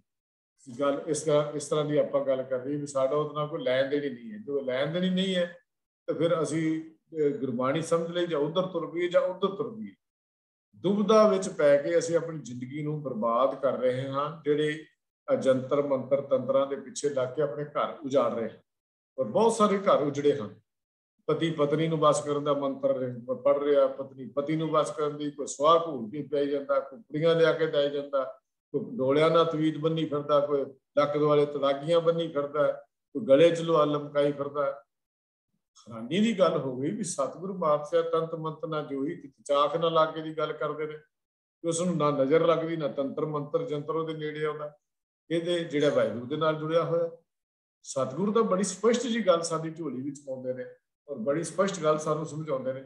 ਇੱਕ ਇੱਕ ਸ਼ਬਦ ਜਿਹੜਾ ਹੈ ਇਹ ਧਿਆਨ ਮੰਗਦਾ ਹੈ। ਇਹ ਜਿਹੜਾ ਸੱਸਾ ਪਦ ਜਿਹੜੇ ਦੀ ਵਿਆਖਿਆ ਹੈ, ਜੇ ਇਹ ਗੁਰਬਾਣੀ ਨੂੰ ਜਦੋਂ ਅਸੀਂ ਪੜ੍ਹਦੇ ਹਾਂ ਤਾਂ ਫਿਰ ਸਾਨੂੰ ਇਹ ਗੱਲਾਂ ਦੀ ਸਮਝ ਆ ਜਾਂਦੀ ਹੈ। ਗੁਰਬਾਣੀ ਨੂੰ ਵਿਚਾਰ ਕੇ ਪੜ੍ਹਨ ਨਾਲ ਅੰਦਰ ਗਿਆਨ ਪ੍ਰਗਟ ਹੁੰਦਾ ਹੈ। ਰਜ਼ਾ ਦੇ ਮਾਰਗ ਵਾਹਿਗੁਰੂ ਦੇ ਵਿੱਚ ਤੁਰਨ ਦੇ ਰਜ਼ਾ ਵਿੱਚ ਰਾਜੀ ਰਹਿਣ ਦੀ ਸੇਧ ਮਿਲਦੀ ਹੈ। ਜੋ ਕੁਛ ਪ੍ਰਮਾਤਮਾ ਕਰ ਰਿਹਾ ਹੈ ਉਹਨੂੰ ਖਿੜੇ ਮੱਥੇ ਮੰਨਣ ਦੀ ਸਾਨੂੰ ਜਾਚ ਆ ਜਾਂਦੀ ਹੈ ਜਦੋਂ ਗੁਰਬਾਣੀ ਨੂੰ ਅਸੀਂ ਪੜ੍ਹਦੇ ਹਾਂ। ਫਿਰ ਦੁੱਖ ਸੁੱਖ, ਧੁੱਪ ਛਾਂ ਜਾਂ ਕੇਵਲ ਸਾਡੇ ਨਿੱਤ ਦੇ ਇਹ ਸਮਝ ਆ ਜਾਂਦੀ ਹੈ ਵੀ ਇਹ ਸਾਡੇ ਰੋਜ਼ ਦੇ ਬਦਲਦੇ ਕੱਪੜਿਆਂ ਵਰਗੇ ਹਨ। ਦੁੱਖ ਆ ਜਾਣ, ਸੁੱਖ ਆ ਜਾਣ, ਇਹ ਸਾਰੇ ਧੁੱਪ ਛਾਂ ਵਰਗੇ ਨੇ। ਜਾਂ ਕਦੀ ਧੁੱਪ ਹੈ, ਕਦੀ ਛਾਂ ਹੈ, ਕਦੀ ਦਿਨ ਹੈ, ਕਦੀ ਰਾਤ ਹੈ, ਕਦੀ ਸੁੱਖ ਹੈ, ਕਦੀ ਦੁੱਖ ਹੈ। ਕਿ ਜੀਵਨ ਦੇ ਵਿੱਚ ਤਾਂ ਸਾਡਾ ਇਸ ਤਰ੍ਹਾਂ ਦਾ ਜੀਣਾ ਸਾਨੂੰ ਇਹ ਗੱਲ ਦੀ ਸਮਝ ਆ ਜਾਂਦੀ ਹੈ। ਐਸੀ ਸ਼ਕਤੀ ਪੈਦਾ ਹੋਣ ਨਾਲ ਫਿਰ ਜਦੋਂ ਸਾਡੇ ਅੰਦਰ ਕਰਤਾਰ ਦੀ ਰਜ਼ਾ ਵਿੱਚ ਚੱਲਣ ਦੀ ਜਾਚ ਆ ਜਾਂਦੀ ਹੈ ਤੇ ਫਿਰ ਅਸੀਂ ਡਟ ਕੇ ਗੱਲ ਕਹਿ ਦਿੰਦੇ ਹਾਂ, ਹਰ ਬਿਨ ਕੋ ਮਾਰ ਜਵਾਲ ਨਾ ਸਾਕੇ, ਫਿਰ ਤਾਂ ਮੇਰੇ ਮਨ ਕਾਇਤ ਕੜਾਈ। ਮਨਾ ਕਿਉਂ ਐਵੇਂ ਇਸ ਪਾਸੇ ਤੁਰਿਆ ਫਿਰਦਾ ਜਦੋਂ ਹਰੀ ਤੋਂ ਬਿਨਾਂ ਕੋਈ ਮਾਰ ਜਵਾਲ ਸਕਦਾ ਹੀ ਨਹੀਂ। ਕੋਈ ਸਾਰੀ ਜਿੰਦ ਤਾਕਤ ਉਹਦੇ ਹੱਥ ਵਿੱਚ ਹੈ। ਤਾਂ ਮਹਾਮੰਤਰ, ਮੂਲ ਮੰਤਰ ਗੁਰਬਾਣੀ ਦਾ ਪਾਠ ਕਰਨ, ਸੁਣਨ ਤੇ ਇਹ ਤੋਂ ਜੀ ਚਰਾਉਣ ਵਾਲੇ ਜਾਂ ਗੁਰਬਾਣੀ ਦੇ ਪਾਠ ਕਰਨ ਤੋਂ ਪਰਹੇਜ਼ ਕਰਨ ਵਾਲੇ ਹੀ ਸਿੱਖ ਜਾਦੂ ਮੰਤਰ ਟੂਣੇ ਪਖੰਡੀ ਤੰਤਰਾਂ ਦੇ ਪਿੱਛੇ ਦੌੜ ਕੇ ਜਿੱਥੇ ਧਨ, ਸਮੇਂ ਤੇ ਸਿਹਤ ਦੀ ਬਰਬਾਦੀ ਕਰਦੇ ਹਨ, ਉੱਥੇ ਜਗਤ ਗੁਰੂ ਪਾਤਸ਼ਾਹ ਜੀ ਦੇ ਦਰਸਾਏ ਹੋਏ ਗੁਰਮਤਿ ਦੇ ਮਾਰਗ ਤੋਂ ਭਟਕੇ ਤਨਖਾਹੀਏ ਵੀ ਹਨ। ਕਿਉਂਕਿ ਜੇ ਸਿੱਖ ਰਹਿਤ ਮਰਿਆਦਾ ਜਾਂ ਗੁਰਮਤਿ ਦਾ ਉਪਦੇਸ਼ ਦੀ ਉਲੰਘਣਾ ਕਰਨ ਵਾਲਾ ਵੀ ਤਨਖਾਹੀਆ ਮੰਨਿਆ ਜਾਂਦਾ। ਇਹ ਤਨਖਾਹੀਏ ਵੀ ਬਣ ਜਾਂਦੇ ਹਨ। ਆਤਮਿਕ ਸ਼ਾਂਤੀ ਵੀ ਗਵਾ ਲੈਂਦੇ ਹਨ ਤੇ ਬਾਹਰੀ ਸੰਸਾਰਿਕ ਜੀਵਨ ਵਿੱਚ ਵੀ ਦੁੱਖ ਭੋਗਦੇ ਰਹਿੰਦੇ ਹਨ। ਤੇ ਸਤਿਗੁਰ ਸ਼ਬਦ ਜਿਹੜਾ ਹੈ ਇਹ ਅਸਲ ਵਿੱਚ ਸਾਡੇ ਜੀਵਨ ਦਾ ਆਧਾਰ ਹੈ। ਇਹ ਗੱਲ ਅਸੀਂ ਸਮਝ ਲਈਏ ਵੀ ਜੰਤਰ ਮੰਤਰ ਤੰਤਰ ਇਹ ਸਾਡੇ ਸਿੱਖੀ ਦੇ ਵਿੱਚ ਕੋਈ ਇਹਨਾਂ ਦਾ ਥਾਂ ਨਹੀਂ ਹੈ। ਸ਼ਗਨ ਤਾਂ ਆਮ ਲਫ਼ਜ਼ ਹੈ। ਇਹ ਸ਼ਗਨ ਸਾਡੇ ਅੰਦਰ ਵੀ ਪ੍ਰਚਲਿਤ ਹੋ ਗਿਆ। ਹੈਰਾਨੀ ਦੀ ਬਾਤ ਇਹ ਹੈ ਕਿ ਹੋਰ ਤਾਂ ਹੋਰ ਸਾਡੇ ਆਨੰਦ ਕਾਰਜ ਤੋਂ ਪਹਿਲਾਂ ਸ਼ਗਨ ਦੀ ਮਰਿਆਦਾ ਚੱਲ ਪਈ। ਸਾਡੇ ਤਾਂ ਸ਼ਗਨ ਹੈ ਹੀ ਨਹੀਂ ਸੀ। ਗੁਰਮਤਿ ਨਾ ਸ਼ਗਨ ਨੂੰ ਮੰਨਦੀ ਨਾ ਅਪਸ਼ਗਨ ਨੂੰ ਮੰਨਦੀ। ਅਸੀਂ ਉਹ ਸਿੱਖ ਪਤਾ ਨਹੀਂ ਕਿੱਥੋਂ ਸਾਨੂੰ ਇਹ ਸਮਝ ਆ ਗਈ ਵੀ ਪਹਿਲਾਂ ਤਾਂ ਗੁਰੂ ਸਾਹਿਬ ਦੀ ਹਜ਼ੂਰੀ ਵਿੱਚ ਦੀਵਾਨ ਲਾ ਲਓ ਤੇ ਫਿਰ ਮੁੰਡੇ ਨੂੰ ਬਿਠਾ ਲਓ ਸਾਹਮਣੇ ਤੇ ਕੁੜੀ ਵਾਲੇ ਨਮਾਇਸ਼ ਕਰਦੇ ਆਉਂਦੇ ਸਮਾਨ ਚੁੱਕ ਕੇ ਤੇ ਫਿਰ ਮੁੰਡੇ ਨੂੰ ਬਿਠਾ ਕੇ ਉਹਦੇ ਤੇ ਕੇਸਰ ਲੈ ਕੇ ਤਿਲਕ ਲਾਉਂਦੇ ਉਹਦੇ ਤੇ। ਦੇਖੋ ਕਿਹੜੀ ਮਰਿਆਦਾ ਅਸੀਂ ਫੜ ਲਈ ਜਿਹੜੀ ਸਾਡੇ ਮਤ ਦੀ ਮਰਿਆਦਾ ਹੀ ਨਹੀਂ। ਟਿੱਕਾ ਲਾਉਣ ਦੀ ਜਾਂ ਕਰਨ ਦੀ ਉਹ ਮਰਿਆਦਾ ਅਸੀਂ ਮੰਨ ਕੇ ਫੜ ਕੇ ਬਹਿ ਗਏ। ਫਿਰ ਹਰ ਗੱਲ ਦੇ ਉੱਤੇ ਨਾ ਇਸ ਤਰ੍ਹਾਂ ਨਾ ਕਰਿਓ ਕਿ ਸ਼ਗਨ ਹੋ ਜਾਏਗਾ, ਇਹ ਅਪਸ਼ਗਨ ਹੋ ਜਾਏਗਾ। ਨਾ ਸ਼ਗਨ ਨਾ ਅਪਸ਼ਗਨ, ਸ਼ਗਨ ਅਪਸ਼ਗਨ ਤਿਸ ਕੋ ਲਗੇ ਜਿਸ ਚੀਤ ਨਾ ਆਵੇ। ਜਿਹਨੂੰ ਵਾਹਿਗੁਰੂ ਯਾਦ ਨਹੀਂ ਹੁੰਦਾ ਸ਼ਗਨ ਅਪਸ਼ਗਨ ਉਹ ਗੱਲ ਕਰਨ। ਸਿੱਖ ਦਾ ਕੰਮ ਕੀ ਹੈ? ਸ਼ਗਨ ਅਪਸ਼ਗਨ ਦੀ ਗੱਲ ਕਰਨੀ। ਇਹ ਸ਼ਗਨ ਜਾਂ ਸ਼ਗੁਨ ਜਾਂ ਸਕੂਨ ਇਹ ਸਾਰੇ ਰੂਪਾਂ ਦਾ ਜਿਹੜਾ ਅਰਥ ਹੈ ਇਹ ਜੇ ਅਸੀਂ ਡਿਟੇਲ ਵਿੱਚ ਭਾਈ ਕਾਹਨ ਸਿੰਘ ਜੀ ਨਾਭਾ ਨੂੰ ਪੜ੍ਹਦੇ ਹਾਂ, ਜੋ ਉਹਨਾਂ ਨੇ ਬੜੀ ਮਿਹਨਤ ਕੀਤੀ ਹੈ ਹਰ ਸ਼ਬਦ ਦੇ ਉੱਤੇ, ਤਾਂ ਉਹ ਸਕੂਨ ਦਾ ਅਰਥ ਇੱਕ ਪੰਛੀ ਦੀ ਕੀਤਾ ਜਾਂਦਾ ਹੈ, ਪਰਿੰਦਾ ਹੁੰਦਾ ਹੈ। ਪੁਰਾਤਨ ਸਮੇਂ 'ਚ ਕੁਝ ਲੋਕ ਪੰਛੀਆਂ ਦੇ ਬੋਲਣ ਤੇ ਅਥਵਾ ਚਾਲ ਤੋਂ ਭਲੇ ਜਾਂ ਬੁਰੇ ਸਮੇਂ ਦਾ ਅਨੁਮਾਨ ਕਰਨ ਲੱਗ ਪੈਂਦੇ ਸੀ। ਕਹਿੰਦੇ ਸੀ ਅੰਮ੍ਰਿਤ ਵੇਲੇ ਜੇ ਸਵੇਰ ਦੇ ਵੇਲੇ ਕਿਤੇ ਕੁੱਤਾ ਰੋਣ ਲੱਗ ਪਵੇ ਤਾਂ ਕੋਈ ਮਰਨ ਵਾਲਾ ਹੈ। ਅੰਦਾਜ਼ਾ ਇਹ ਲਾਇਆ ਜਾਂਦਾ ਸੀ ਵੀ ਜੇ ਕੁੱਤਾ ਸਵੇਰੇ ਸਵੇਰੇ ਅੰਮ੍ਰਿਤ ਵੇਲੇ ਦੇ ਟਾਈਮ ਕਿਤੇ ਰੋਂਦਾ, ਕੋਈ ਨਾ ਕੋਈ ਪਿੰਡ ਦੇ ਵਿੱਚ ਮੌਤ ਹੋਣ ਵਾਲੀ ਹੈ ਜਾਂ ਸ਼ਹਿਰ ਇਲਾਕੇ 'ਚ ਮੌਤ ਹੋਣ ਵਾਲੀ ਹੈ। ਮਤਲਬ ਇਹੋ ਜਿਹੀਆਂ ਆਮ ਇਹ ਚੀਜ਼ਾਂ ਮੰਨੀਆਂ ਜਾਂਦੀਆਂ ਸੀ, ਤੇ ਆਮ ਚੀਜ਼ਾਂ ਸੁਣੀਆਂ ਜਾਂਦੀਆਂ ਸੀ, ਆਮ ਚੀਜ਼ਾਂ ਕਹੀਆਂ ਜਾਂਦੀਆਂ ਸੀ ਉਸ ਵੇਲੇ। ਤੇ ਇਹ ਏਦਾਂ ਹੀ ਹੌਲੀ ਹੌਲੀ ਪੰਛੀਆਂ ਤੋਂ ਵੱਧ ਕੇ ਰਸਮ ਜਿਹੜੀ ਸੀ ਇਹ ਕੁੱਤਿਆਂ ਤੱਕ ਵੀ ਆ ਗਈ, ਬਿੱਲੀਆਂ ਤੱਕ ਵੀ ਆ ਗਈ। ਵੀ ਕਿਤੇ ਅੱਗੇ ਟ੍ਰੈਫਿਕ ਦੇ ਵਿੱਚ ਬਿੱਲੀ ਲੰਘ ਜਾਏ ਤਾਂ ਉਹ ਅਪਸ਼ਗਨ ਹੋ ਗਿਆ। ਮੈਨੂੰ ਇਹ ਜੇ ਘਟਨਾ ਛੋਟੀ ਜੀ ਯਾਦ ਆ ਰਹੀ ਹੈ ਕਿ ਅਸੀਂ ਅੰਮ੍ਰਿਤਸਰ ਤੋਂ ਇੱਕ ਰਸਤੇ ਤੇ ਇੱਕ ਢਿਲਵਾਂ ਆਉਂਦਾ ਹੈ, ਢਿਲਵਾਂ ਦਾ ਪੁਲ ਹੈ, ਬੜਾ ਉੱਚਾ ਪੁਲ ਚੜ੍ਹਦਾ ਜਿੱਥੇ ਥੱਲੇ ਦੀ ਰੇਲਵੇ ਟਰੈਕ ਲੰਘਦਾ ਹੈ। ਮੈਂ ਤੇ ਮੇਰੇ ਮਾਮਾ ਜੀ ਅਸੀਂ ਕਾਰ ਦੇ ਵਿੱਚ ਜਾਂਦੇ ਸੀ, ਡਰਾਈਵ ਮੈਂ ਕਰ ਰਿਹਾ ਸੀ, ਤੇ ਰਸਤੇ ਵਿੱਚ ਸਾਡੇ ਅੱਗੇ ਟਰੱਕ ਸੀ, ਤੇ ਟਰੱਕ ਵਾਲਾ ਨੇ ਅਚਾਨਕ ਐਡੀ ਜ਼ੋਰ ਦੀ ਬ੍ਰੇਕ ਮਾਰ ਦਿੱਤੀ, ਬਸਾਂ ਅਸੀਂ ਕਾਰ ਪਿੱਛੇ ਵੱਜਦੀ ਵੱਜਦੀ ਹੀ ਬਚ ਗਈ। ਜਦੋਂ ਉਤਰ ਕੇ ਉਹਨੂੰ ਪੁੱਛਿਆ ਦੇਖਿਆ ਤਾਂ ਕਹਿੰਦਾ ਯਾਰ ਬਿੱਲੀ ਲੰਘ ਗਈ ਸੀ ਅੱਗੋਂ, ਤੇ ਮੈਂ ਤਾਂ ਬਿੱਲੀ ਅਪਸ਼ਗਨ ਹੋ ਗਿਆ ਸੀ, ਮੈਂ ਰਸਤਾ ਬਿੱਲੀ ਕੱਟ ਗਈ ਸੀ, ਮੈਂ ਨਹੀਂ ਅੱਗੇ ਲੰਘਣਾ। ਉਹ ਫਿਰ ਉਹਦੀ ਸਾਡੇ ਸਾਹਿਬ ਨੂੰ ਚੰਗੀ ਉਹਦੀ ਬਿੱਲੀ ਲਗਾਈ, ਉਹ ਘਟਨਾ ਤੇ ਕਿਹੋ ਜਿਹੀ ਹੈ। ਇਹੋ ਜਿਹਾ ਵਹਿਮ ਭਰਮ ਸਾਡੇ ਅੰਦਰ ਪਾਇਆ ਜਾਂਦਾ ਹੈ। ਘਰੋਂ ਚੱਲਣ ਲੱਗਿਆ ਖੋਤਾ ਹੀਂਗ ਜਾਏ ਤੇ ਜੀ ਇਹ ਅਪਸ਼ਗਨ ਹੋ ਗਿਆ। ਇਹ ਤਾਂ ਬ੍ਰਾਹਮਣ ਜਿਹੜਾ ਗ੍ਰੰਥ ਲੈ ਕੇ ਆਇਆ ਸੀ ਗੁਰੂ ਦਰਬਾਰ ਵਿੱਚ, ਹੋਰ ਗ੍ਰੰਥ ਲੈਣ ਚੱਲਿਆ ਤਾਂ ਕੋਈ ਖੋਤਾ ਹੀਂਗ ਗਿਆ ਤੇ ਕਹਿੰਦਾ ਅਪਸ਼ਗਨ ਹੋ ਗਿਆ, ਮੈਂ ਜਾਣਾ ਹੀ ਨਹੀਂ। ਇਹ ਸਾਡੀ ਫਿਲਾਸਫੀ ਨਹੀਂ ਸੀ ਇਹ ਚੀਜ਼ਾਂ ਦੀ, ਜਿਹੜੀ ਫਿਲਾਸਫੀ ਦੇ ਨਾਲ ਅਸੀਂ ਸੰਬੰਧ ਬਣਾ ਕੇ ਬਹਿ ਗਏ। ਕਈ ਲੋਕ ਹਵਾ ਦੇ ਚੱਲਣ ਦਾ, ਹਵਾ ਦਾ ਕਿੱਧਰ ਨੂੰ ਚੱਲਦੀ ਹੈ, ਪਾਣੀ ਲੈ ਕੇ ਮਿਲਣਾ, ਨਿਛ ਮਾਰ ਦੇਣੀ ਤੁਰਨ ਲੱਗਿਆ ਤਾਂ ਮਾੜਾ, ਜੇ ਕੋਈ ਵਿਚਾਰੀ ਵਿਧਵਾ ਇਸਤਰੀ ਮਿਲ ਜਾਏ ਤਾਂ ਉਹ ਮਾੜੀ।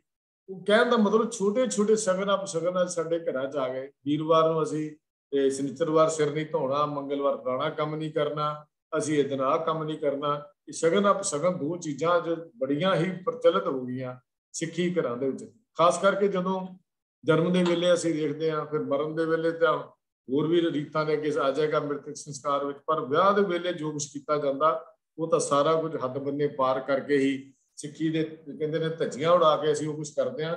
ਜਿਹੜੇ ਅਸੂਲ ਸਿੱਖੀ ਵਿੱਚ ਹੈ ਨੇ ਉਹ ਸਾਰੇ ਹੀ ਅਸੀਂ ਉੱਥੇ ਅਪਣਾ ਲੈਂਦੇ ਹਾਂ।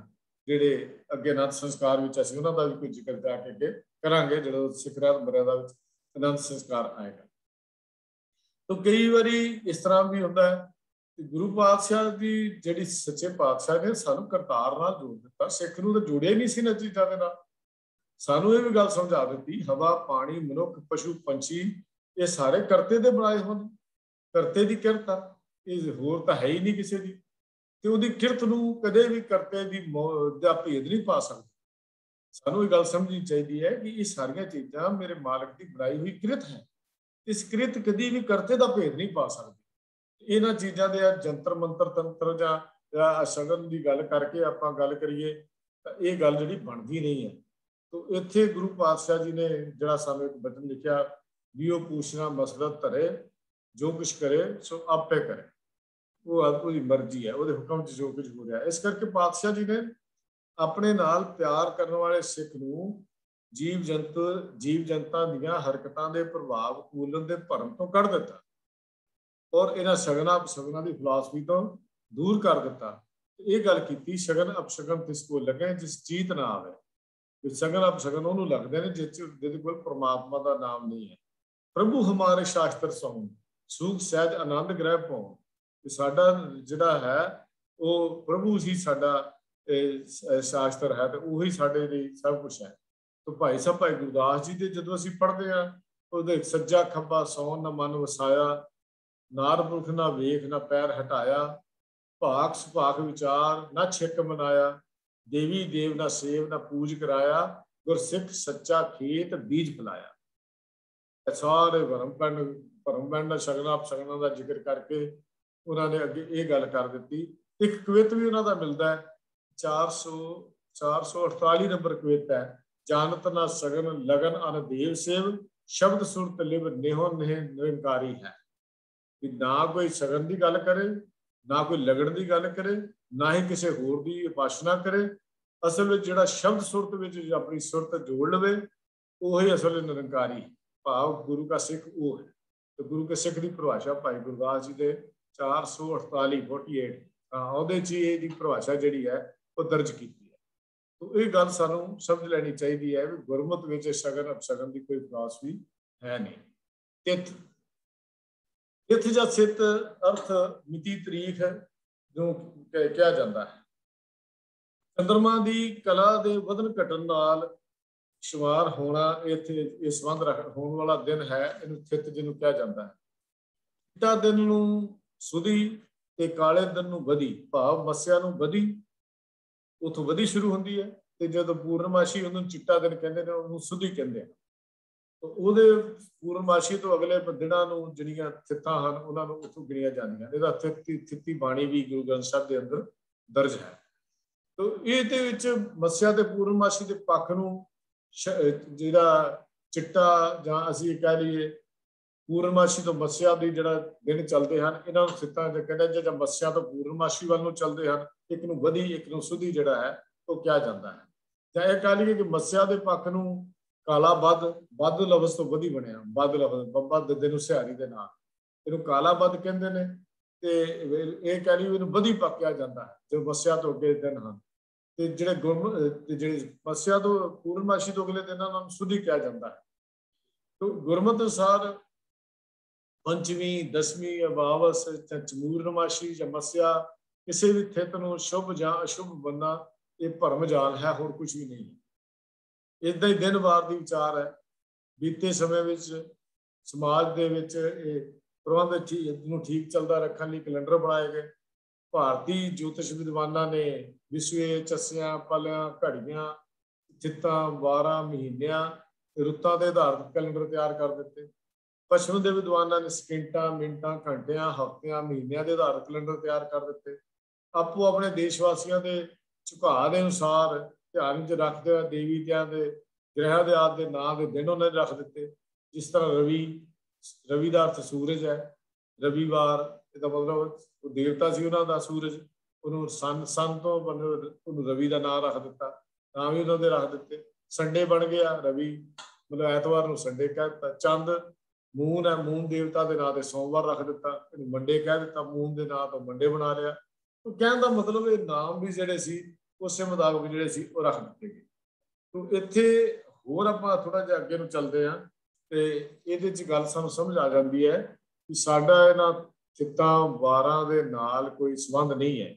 गुरु ग्रंथ साहिब विच वारां दे उत्ते भी सतवारे के उत्ते भी सारे बाणी दर्ज की गई, चित्तां के उत्ते बाणी भी दर्ज की गई इन्हां दी असली समझाउण दे लई। ज्योतिष या गणित विग्यानियों ने केवल प्रबंध को चलाने वास्ते दिनों की वंड करके इन्हां दे नाम रखे सन, पर भारतीयों ने दे चंगे भागां नूं चंगे भावां नूं विपर जिहड़ा सी इहने एक फलित शास्त्र की रचना कर दी। ਜਿਹੜੇ ਭਾਰਤ ਦੇ ਵਿੱਚ ਜਿਹੜਾ ਗ੍ਰਿਤ ਇਹਨੇ ਫਲਿਤ ਸ਼ਾਸਤਰ ਦੀ ਰਚਨਾ ਕਰ ਦਿੱਤੀ, ਜਿਨ੍ਹਾਂ ਨੇ ਦਿਨ ਜਾਂ ਸ਼ੁਭ ਜਾਂ ਅਸ਼ੁਭ ਹੋਣ ਦਾ ਭਰਮ ਜਿਹੜਾ ਸੀ ਸਧਾਰਨ ਜਨਤਾ 'ਚ ਪੈਦਾ ਕਰਤਾ।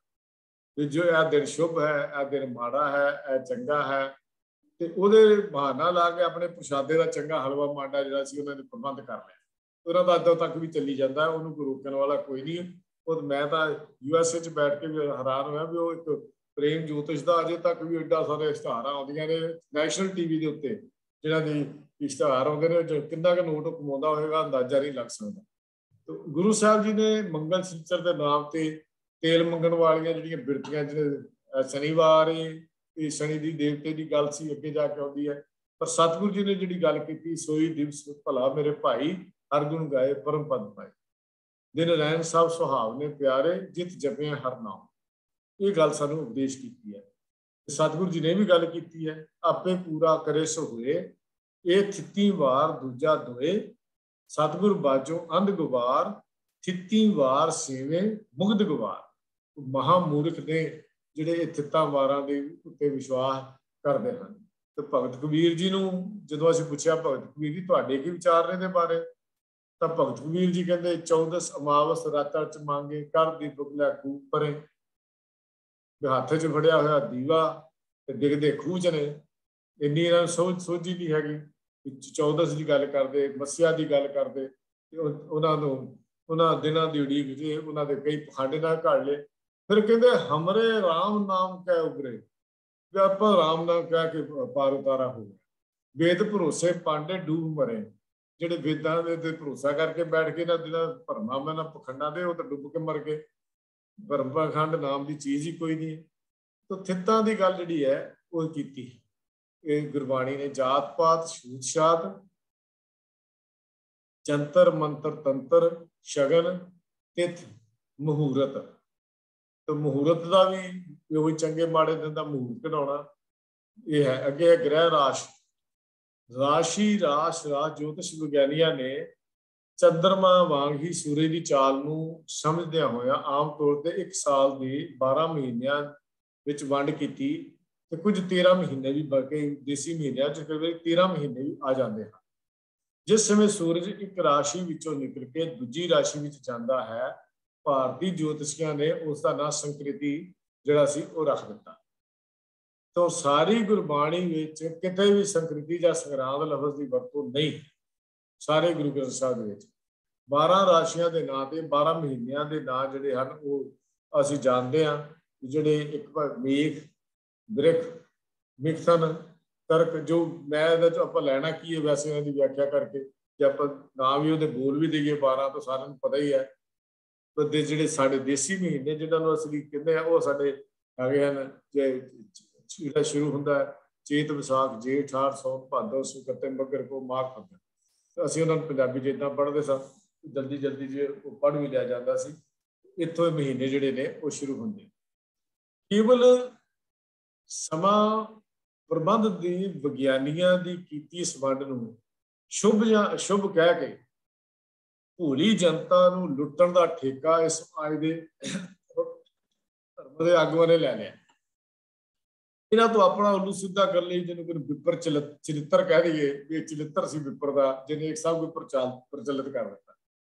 ਗੁਰੂ ਸਾਹਿਬ ਜੀ ਨੇ ਤਾਂ ਸਿੱਖ ਨੂੰ ਭਲੀ ਭਾਂਤ ਇਹ ਗੱਲ ਸਾਵਧਾਨ ਕੀਤਾ ਵੀ ਜੇ ਤੁਖਾਰੀ ਰਾਗ ਵਿੱਚ 12 ਮਾਹ ਅਸੀਂ ਪੜ੍ਹਦੇ ਹਾਂ, ਗੁਰੂ ਨਾਨਕ ਦੇਵ ਮਹਾਰਾਜ ਸੱਚੇ ਪਾਤਸ਼ਾਹ ਦੇ ਵਿਚਾਰ ਕੀਤੇ, ਤਾਂ ਸਤਿਗੁਰੂ ਜੀ ਤਾਂ ਸਾਰੇ ਮਹੀਨਿਆਂ ਨੂੰ ਭਲਾ ਕਹਿੰਦੇ ਨੇ, ਕਿਹੜਿਆਂ ਨੂੰ ਜਿਹਨਾਂ ਨੂੰ ਕਰਤਾਰ ਚਿੱਤ ਆਉਂਦਾ। ਜੇ 12 ਮਾਹ ਚ ਲੈਂਦੇ ਆ ਤਾਂ ਉਹਦੇ ਚ ਮਾਹ ਦਿਵਸ ਮੂਰਤ ਭਲੇ ਜਿਸ ਕੋ ਨਦਰ ਕਰੇ ਦੀ ਗੱਲ ਆਉਂਦੀ ਹੈ। ਨਾਨਕ ਮੰਗੇ ਦਰਸ਼ਨਾਂ ਕਿਰਪਾ ਕਰੋ ਹਰੇ। ਤੇ ਜੇ ਅਸੀਂ ਦੂਜੇ ਗੱਲ ਕਰਦੇ ਹਾਂ ਚੇਤ ਬਸੰਤ ਭਲਾ ਭਵ ਸੁਹਾਵੜੇ, ਉੱਥੇ ਦੀ ਗੱਲ ਵਿਸਾਖ ਭਲਾ ਸ਼ਾਖਾ ਵੇਸ ਕਰੇ। ਜਿੱਥੇ 12 ਮਾਹ ਤੁਖਾਰੀ ਦੀ ਗੱਲ ਕਰਦੇ ਹਾਂ, ਮਾਂ ਜੇਠ ਭਲਾ ਪ੍ਰੀਤਮ ਕਿਉਂ ਵਿਸਰੇ। ਜੇ ਪ੍ਰੀਤਮ ਨਹੀਂ ਵਿਸਰਦਾ ਚੰਗਾ ਹੈ, ਪ੍ਰੀਤਮ ਵਿਸਰ ਗਿਆ ਤਾਂ ਮਾੜਾ ਹੈ। ਫਿਰ ਅਸਾੜ ਭਲਾ ਸੂਰਜ ਗਗਨ ਤਪੇ। ਗੁਰੂ ਪਾਤਸ਼ਾਹ ਜੀ ਨੇ ਸਾਵਨ ਸਰਸ ਮਨਾ ਘੱਟ ਵਰਸੇ ਰੁੱਤ ਆਏ। ਇਹ ਸਾਵਨ ਦੀ ਗੱਲ ਵੀ ਤੁਖਾਰੀ ਰਾਗ ਦੇ 12 ਮਾਹ ਦੇ ਵਿੱਚ ਕੀਤੀ ਗਈ। ਤਾਂ ਸਾਡੇ ਇੰਨਾ ਕੋਈ ਸਾਨੂੰ ਹੋਣ ਦੇ ਬਾਵਜੂਦ ਵੀ ਇਸੇ ਤਰ੍ਹਾਂ ਮੱਘਰ ਮਾਹ ਭਲਾ ਮਾਘ ਪੁਨੀਤ ਭਈ ਦੀ ਗੱਲ ਆਉਂਦਾ ਹੈ, ਮੱਘਰ ਮਾਹ ਭਲਾ ਦੀ ਗੱਲ ਆਉਂਦੀ ਹੈ, ਮਾਘ ਪੁਨੀਤ ਭਈ ਦੀ ਗੱਲ ਆਉਂਦੀ ਹੈ, ਫਲਗੁਨ ਮਨ ਰਹੱਸੀ ਦੀ ਗੱਲ ਆਉਂਦੀ ਹੈ। ਸਾਰੇ ਸੰਕੇ ਗੁਰੂ ਸਾਹਿਬ ਜੀ ਨੇ ਤਾਂ ਸਾਡੇ ਨਿਗਰਤ ਕਰ ਦਿੱਤੇ। ਵੇਦ ਅਸਮਾ ਰੁੱਤੀ ਥਿੱਤੀ ਵਾਰ ਭਲੇ, ਘੜੀ ਮੂਰਤ ਪਲ ਸਾਚੇ ਆਏ ਸਹਿਜ ਮਿਲੇ। ਸਾਨੂੰ ਸਦਾ ਸੁਚੇਤ ਰਹਿਣਾ ਚਾਹੀਦਾ, ਚੇਤਨ ਰਹਿਣਾ ਚਾਹੀਦਾ ਹੈ ਕਿ ਗੁਰੂ ਸਾਹਿਬ ਜੀ ਨੇ ਸਤਵਾਰੇ ਥਿੱਤੀਆਂ 12 ਮਾਹ ਜਾਂ ਰੁੱਤਾਂ ਦੇ ਸਿਰਲੇਖ ਹੇਠ 12 ਮਿਤੀਆਂ ਮਹੀਨਿਆਂ ਜਾਂ ਰੁੱਤਾਂ ਦੀ ਮਹਿਮਾ ਨਹੀਂ ਗਾਈ। ਸਗੋਂ ਸਤਿਗੁਰੂ ਜੀ ਨੇ ਸਮੇਂ ਦੇ ਪ੍ਰਚਲਿਤ ਲੋਕ ਕਾਵਿ ਨੂੰ ਦੇ ਰੂਪਾਂ ਨੂੰ ਅਪਣਾ ਕੇ ਹਰ ਦਿਨ ਮਿਤੀ ਮਹੀਨੇ ਦੀ ਰੁੱਤ ਨੂੰ ਉਦੋਂ ਹੀ ਚੰਗਾ ਕਿਹਾ ਜਦੋਂ ਕਰਤਾਰ ਚੇਤੇ ਆਉਂਦਾ। ਪੀਰੀ ਮਿਲਾਵਾ ਜਾਤੀਏ ਜਾਂ ਸਾਈ ਸੁਹਾਵੀ ਰੋ, ਪੀਰੀ ਮਿਲਾਵਾ ਜਾਤੀਏ ਸਾਈ ਸੁਹਾਵੀ ਰੋ। ਗੁਰੂ ਪਾਤਸ਼ਾਹ ਇਹ ਗੱਲ ਕਹਿੰਦੇ ਨੇ, ਨਾਨਕ ਸੋਈ ਦਿਨ ਸੁਹਾਵੜਾ, ਜਿਤ ਪ੍ਰਭ ਆਵੇ ਚਿੱਤ, ਜਿਤ ਦਿਨ ਵਿਸਰੇ ਪਾਰਵੋਂ ਭਲੇਰੀ ਰੁੱਤ। ਕੀ ਇਹੋ ਜਿਹੀ ਰੁੱਤ ਨੂੰ ਕਰਨਾ ਜਿਤ ਪਰਮਾਤਮਾ ਦੀ ਇਹ ਗੱਲਬਾਤ ਜਿਹੜੀ ਹੈ ਸਾਨੂੰ ਯਾਦ ਨਾ ਆਵੇ। ਇੱਥੇ ਗ੍ਰਹਿ ਰਾਸ਼ੀਆਂ ਦੀ ਜਿਹੜੀ ਗੱਲਬਾਤ ਆਪਾਂ ਕਰਦੇ ਹਾਂ, ਗ੍ਰਹਿ ਦੀ ਗੱਲ ਕਰੀਏ, ਜੋਤਿਸ਼ ਵਿਗਿਆਨੀਆਂ ਨੇ 9 ਗ੍ਰਹਿਆਂ ਦਾ ਜ਼ਿਕਰ ਕੀਤਾ। ਹੁਣ ਭਾਵੇਂ ਗ੍ਰਹਿ ਹੋਰ ਵੀ ਲੱਭੇ ਜਾ ਚੁੱਕੇ ਹਨ, ਪਰ ਜਿਹੜੇ ਗ੍ਰਹਿ ਜੋਤਿਸ਼ ਵਿਗਿਆਨੀਆਂ ਨੇ ਉਹ 9 ਨਿਸ਼ਚਿਤ ਕੀਤੇ। ਸਵਾਰਥ ਸਿੱਧੀ ਵਾਸਤੇ ਇਹਨਾਂ 9 ਗ੍ਰਹਿਆਂ ਦੇ ਸ਼ੁਭ ਅਸ਼ੁਭ ਫਲ ਕਲਪ ਕੇ ਮੰਨ ਕੇ ਲੋਕਾਂ ਨੂੰ ਸੁੱਖ ਦੁੱਖ ਦੇ ਕਾਰਨ ਨਿਸ਼ਚੇ ਕਰਵਾ ਕੇ ਦਾਨ ਤੇ ਜਪ ਤਪ ਤੇ ਖੋਟੀ ਦਸ਼ਾ ਤੇ ਹੋਰ ਕੁਝ ਗੱਲਾਂ ਦੱਸ ਉਸ ਕੇ ਇਹ ਆਪਣੇ ਮਗਰ ਲਾ ਲਿਆ। ਗੱਲ ਸਾਰੀ ਲੁੱਟਣ ਦੀ ਸੀ, ਗੱਲ ਦੂਜੀ ਹੈ ਹੀ ਕੋਈ ਨਹੀਂ ਸੀ। ਇਹ ਤਾਂ ਲੁੱਟਣ ਦਾ ਸਾਰਾ ਫਾਰਮੂਲਾ ਰੱਖਿਆ ਸੀ। ਇਸੇ ਤਰ੍ਹਾਂ ਸਾਨੂੰ ਗੁਰੂ ਸਾਹਿਬ ਜੀ ਨੇ ਕਰਤਾਰ ਨੂੰ ਹਿਰਦੇ 'ਚ ਵਸਾਉਣ ਦੀ ਗੱਲ ਕੀਤੀ ਹੈ। ਸਾਡਾ ਸੱਚੇ ਪਾਤਸ਼ਾਹ ਦੀ ਇਹ ਗ੍ਰਹਿ ਚਾਲਾਂ ਦੇ ਨਾਲ ਕੋਈ ਸੰਬੰਧ ਨਹੀਂ ਰੱਖਿਆ। ਮੁਹੂਰਤ ਦੀ ਗੱਲ ਵੀ ਕਰ ਲਵਾਂ, ਥੋੜਾ ਜਿਹਾ ਇਹਦਾ ਵੀ ਵਿਚਾਰ ਵਿੱਚੋਂ ਰਹਿ ਗਿਆ। 2 ਘੜੀਆਂ ਤੇ 12 ਛਿਨਾਂ ਦੇ ਲਗਭਗ 50 ਮਿੰਟ ਦਾ ਸਮਾਂ, ਇਹਦਾ ਨਾਮ ਮੁਹੂਰਤ ਹੁੰਦਾ। ਪਰ ਜੋਤਸ਼ੀਆਂ ਵੱਲੋਂ ਕਿਸੇ ਖਾਸ ਕੰਮ ਕਰਨ ਲਈ ਕੋਈ ਸਮਾਂ ਸ਼ੁਭ ਜਾਂ ਠਹਿਰਾਇਆ ਜਾਣਾ ਨੂੰ ਸ਼ੁਭ ਮੁਹੂਰਤ ਕਿਹਾ ਜਾਂਦਾ ਹੈ। ਗੁਰੂ ਪਾਤਸ਼ਾਹ ਜੀ ਨੇ ਇਹ ਉਸ ਸਮੇਂ ਨੂੰ ਕੇਵਲ ਸ਼ੁਭ ਮੰਨਿਆ ਹੈ ਜਦੋਂ ਕਰਤਾਰ ਚਿਤ ਆਉਂਦਾ ਹੈ, ਵਾਹਿਗੁਰੂ ਦੀ ਯਾਦ ਸਾਨੂੰ ਹਿਰਦੇ ਵਿੱਚ ਵਸਦੀ ਹੈ। ਸਾ ਵੇਲਾ ਸਾ ਮੂਰਤ ਸਾ ਘੜੀ ਸਾ ਸੋ ਮੋਹਤ ਸਫਲ ਹੈ ਮੇਰੀ ਜਿੰਦੜੀਏ, ਜਿਤ ਹਰ ਮੇਰਾ ਚਿਤ ਆਵੇ ਰਾਮ। ਉਹੀ ਸਫਲ ਹੈ। ਜਾਖੜਾ ਰਾਗ ਚ ਵਚਨ ਹੁੰਦਾ ਹੈ ਗੁਰੂ ਪਾਤਸ਼ਾਹ ਜੀ ਦਾ, ਸਾ ਵੇਲਾ ਸੋ ਮੂਰਤ ਸਾ ਘੜੀ ਸੋ ਮੋਹਤ ਸਫਲ ਹੈ ਮੇਰੀ ਜਿੰਦੜੀਏ, ਜਿਤ ਹਰ ਮੇਰਾ ਚਿਤ ਆਵੇ ਰਾਮ। ਇਸ ਪ੍ਰਕਾਰ ਦੇ ਬਚਨ ਕਰਕੇ ਗੁਰੂ ਸਾਹਿਬ ਜੀ ਨੇ ਸਾਨੂੰ ਤਿੱਤਾਂ, ਵਾਰਾਂ, ਗ੍ਰਹਿ, ਰਾਸ਼, ਮੁਹੂਰਤ ਦੇ ਸ਼ੁਭ ਸ਼ੁਭ ਮੰਨਣ ਦੇ ਭਰਮ ਜਾਲ ਤੋਂ ਆਜ਼ਾਦ ਕਰ ਦਿੱਤਾ ਔਰ ਸਾਨੂੰ ਇਹਨਾਂ ਬੰਧਨਾਂ ਤੋਂ ਬਾਹਰ ਕਰ ਦਿੱਤਾ। ਔਰ ਗੁਰੂ ਪਾਤਸ਼ਾਹ ਜੀ ਨੇ ਸਾਨੂੰ ਇੱਕ ਨਿਵੇਕਲੀ ਜੀਵਨ ਜਾਚ ਦੇ ਕੇ, ਨਿਵੇਕਲੇ ਸਿਧਾਂਤ ਦੇ ਕੇ ਇਹਨਾਂ ਦੇ ਭਰਮ ਜਾਲ ਤੋਂ ਬਾਹਰ ਕਰ ਦਿੱਤਾ। ਔਰ ਸਿੱਖ ਰਹਿਤ ਮਰਿਆਦਾ ਵੀ ਜਿਨ੍ਹਾਂ ਵਿੱਚ ਇਹ ਸ਼ਬਦ ਵਰਤੇ ਗਏ ਤੇ ਉਸ ਵੇਲੇ ਸਮਾਜ ਵਿੱਚ ਚੱਲ ਰਹੀਆਂ ਇਹਨਾਂ ਭਰਮ ਵਹਿਮਾਂ ਪਖੰਡਾਂ ਦੀਆਂ ਕੁਰੀਤੀਆਂ ਜਿਹੜੀਆਂ ਸਨ ਉਹਨਾਂ ਨੂੰ ਸਾਹਮਣੇ ਰੱਖ ਕੇ ਤੇ ਗੁਰੂ ਗ੍ਰੰਥ ਸਾਹਿਬ ਦੀ ਵਿਚਾਰਧਾਰਾ ਨੂੰ ਸਾਹਮਣੇ ਰੱਖ ਕੇ ਇਹ ਨਿਰਣੇ ਜੇ ਸਨ ਉਸ ਵੇਲੇ ਦੇ ਕੌਮੀ ਵਿਦਵਾਨਾਂ ਨੇ ਸਾਡੇ ਨਾਲ ਸਾਂਝੇ ਕੀਤੇ। ਗੁਰੂ ਕਿਰਪਾ ਕਰੇ ਇਹ ਜਾਚ ਸਾਨੂੰ ਵੀ ਆ ਜਾਏ ਕਿ ਅਸੀਂ ਇਹ ਗੁਰਮਤ ਕੀ ਹੈ, ਮਨਮਤ ਕੀ ਹੈ, ਫਿਲਾਸਫੀ ਸਿੱਖੀ ਦੀ ਕੀ ਹੈ ਤੇ ਦੂਜੇ ਧਰਮਾਂ ਦੀ ਕੀ ਹੈ, ਥੋੜੀ ਬਹੁਤੀ ਸਮਝ ਸਾਨੂੰ ਆ ਜਾਏ ਤਾਂ ਫਿਰ ਅਸੀਂ ਆਪਣੇ ਜੀਵਨ ਦੀ ਚਾਲ ਨੂੰ ਸਹੀ ਢੰਗ ਨਾਲ ਜੀ ਸਕਦੇ ਹਾਂ। ਸਤਿਗੁਰੂ ਅੱਗੇ ਬੇਨਤੀ ਹੈ ਕਿ ਅਸੀਂ ਸਤਿਗੁਰੂ ਪਾਤਸ਼ਾਹ ਅਸੀਂ ਕਿਰਪਾ ਕਰਨੀ, ਇਹਨਾਂ ਭਰਮਾਂ ਵਖੰਡਾਂ ਦੇ ਭਰਮ ਜਾਲ ਤੋਂ ਅਸੀਂ ਨਿਕਲ ਕੇ ਕੇਵਲ ਗੁਰਮਤ ਦੇ ਗਾਡੀ ਰਾਹ ਤੇ ਚੱਲ ਕੇ ਆਪਣਾ ਲੋਕ ਸਵਾਰ ਸਕਦੇ। ਇੰਨੇ ਬਚਨ ਪ੍ਰਵਾਨ ਕਰਨੀ ਜੀ। ਕੱਲ ਤੋਂ ਆਪਾਂ ਅਗਲੀ ਵਿਚਾਰ ਹੋਰ ਕਰਾਂਗੇ। ਸਲਾਹ ਸਾਰਾ ਜੋ ਵੀ ਜਿੰਨੇ ਕੁ ਹੋ ਸਕਿਆ ਉਹ ਵਿਚਾਰਾਂ ਸਾਂਝੀਆਂ ਕਰਾਂਗੇ ਜੀ। ਭੁੱਲ ਚੁੱਕ ਦੀ ਖਿਮਾ, ਪਿਆਰ ਸਤਿ ਫਤਿਹ ਦੀ ਸਾਂਝ ਕਰੋ। ਵਾਹਿਗੁਰੂ ਜੀ ਕਾ ਖਾਲਸਾ, ਵਾਹਿਗੁਰੂ ਜੀ ਕੀ ਫਤਿਹ।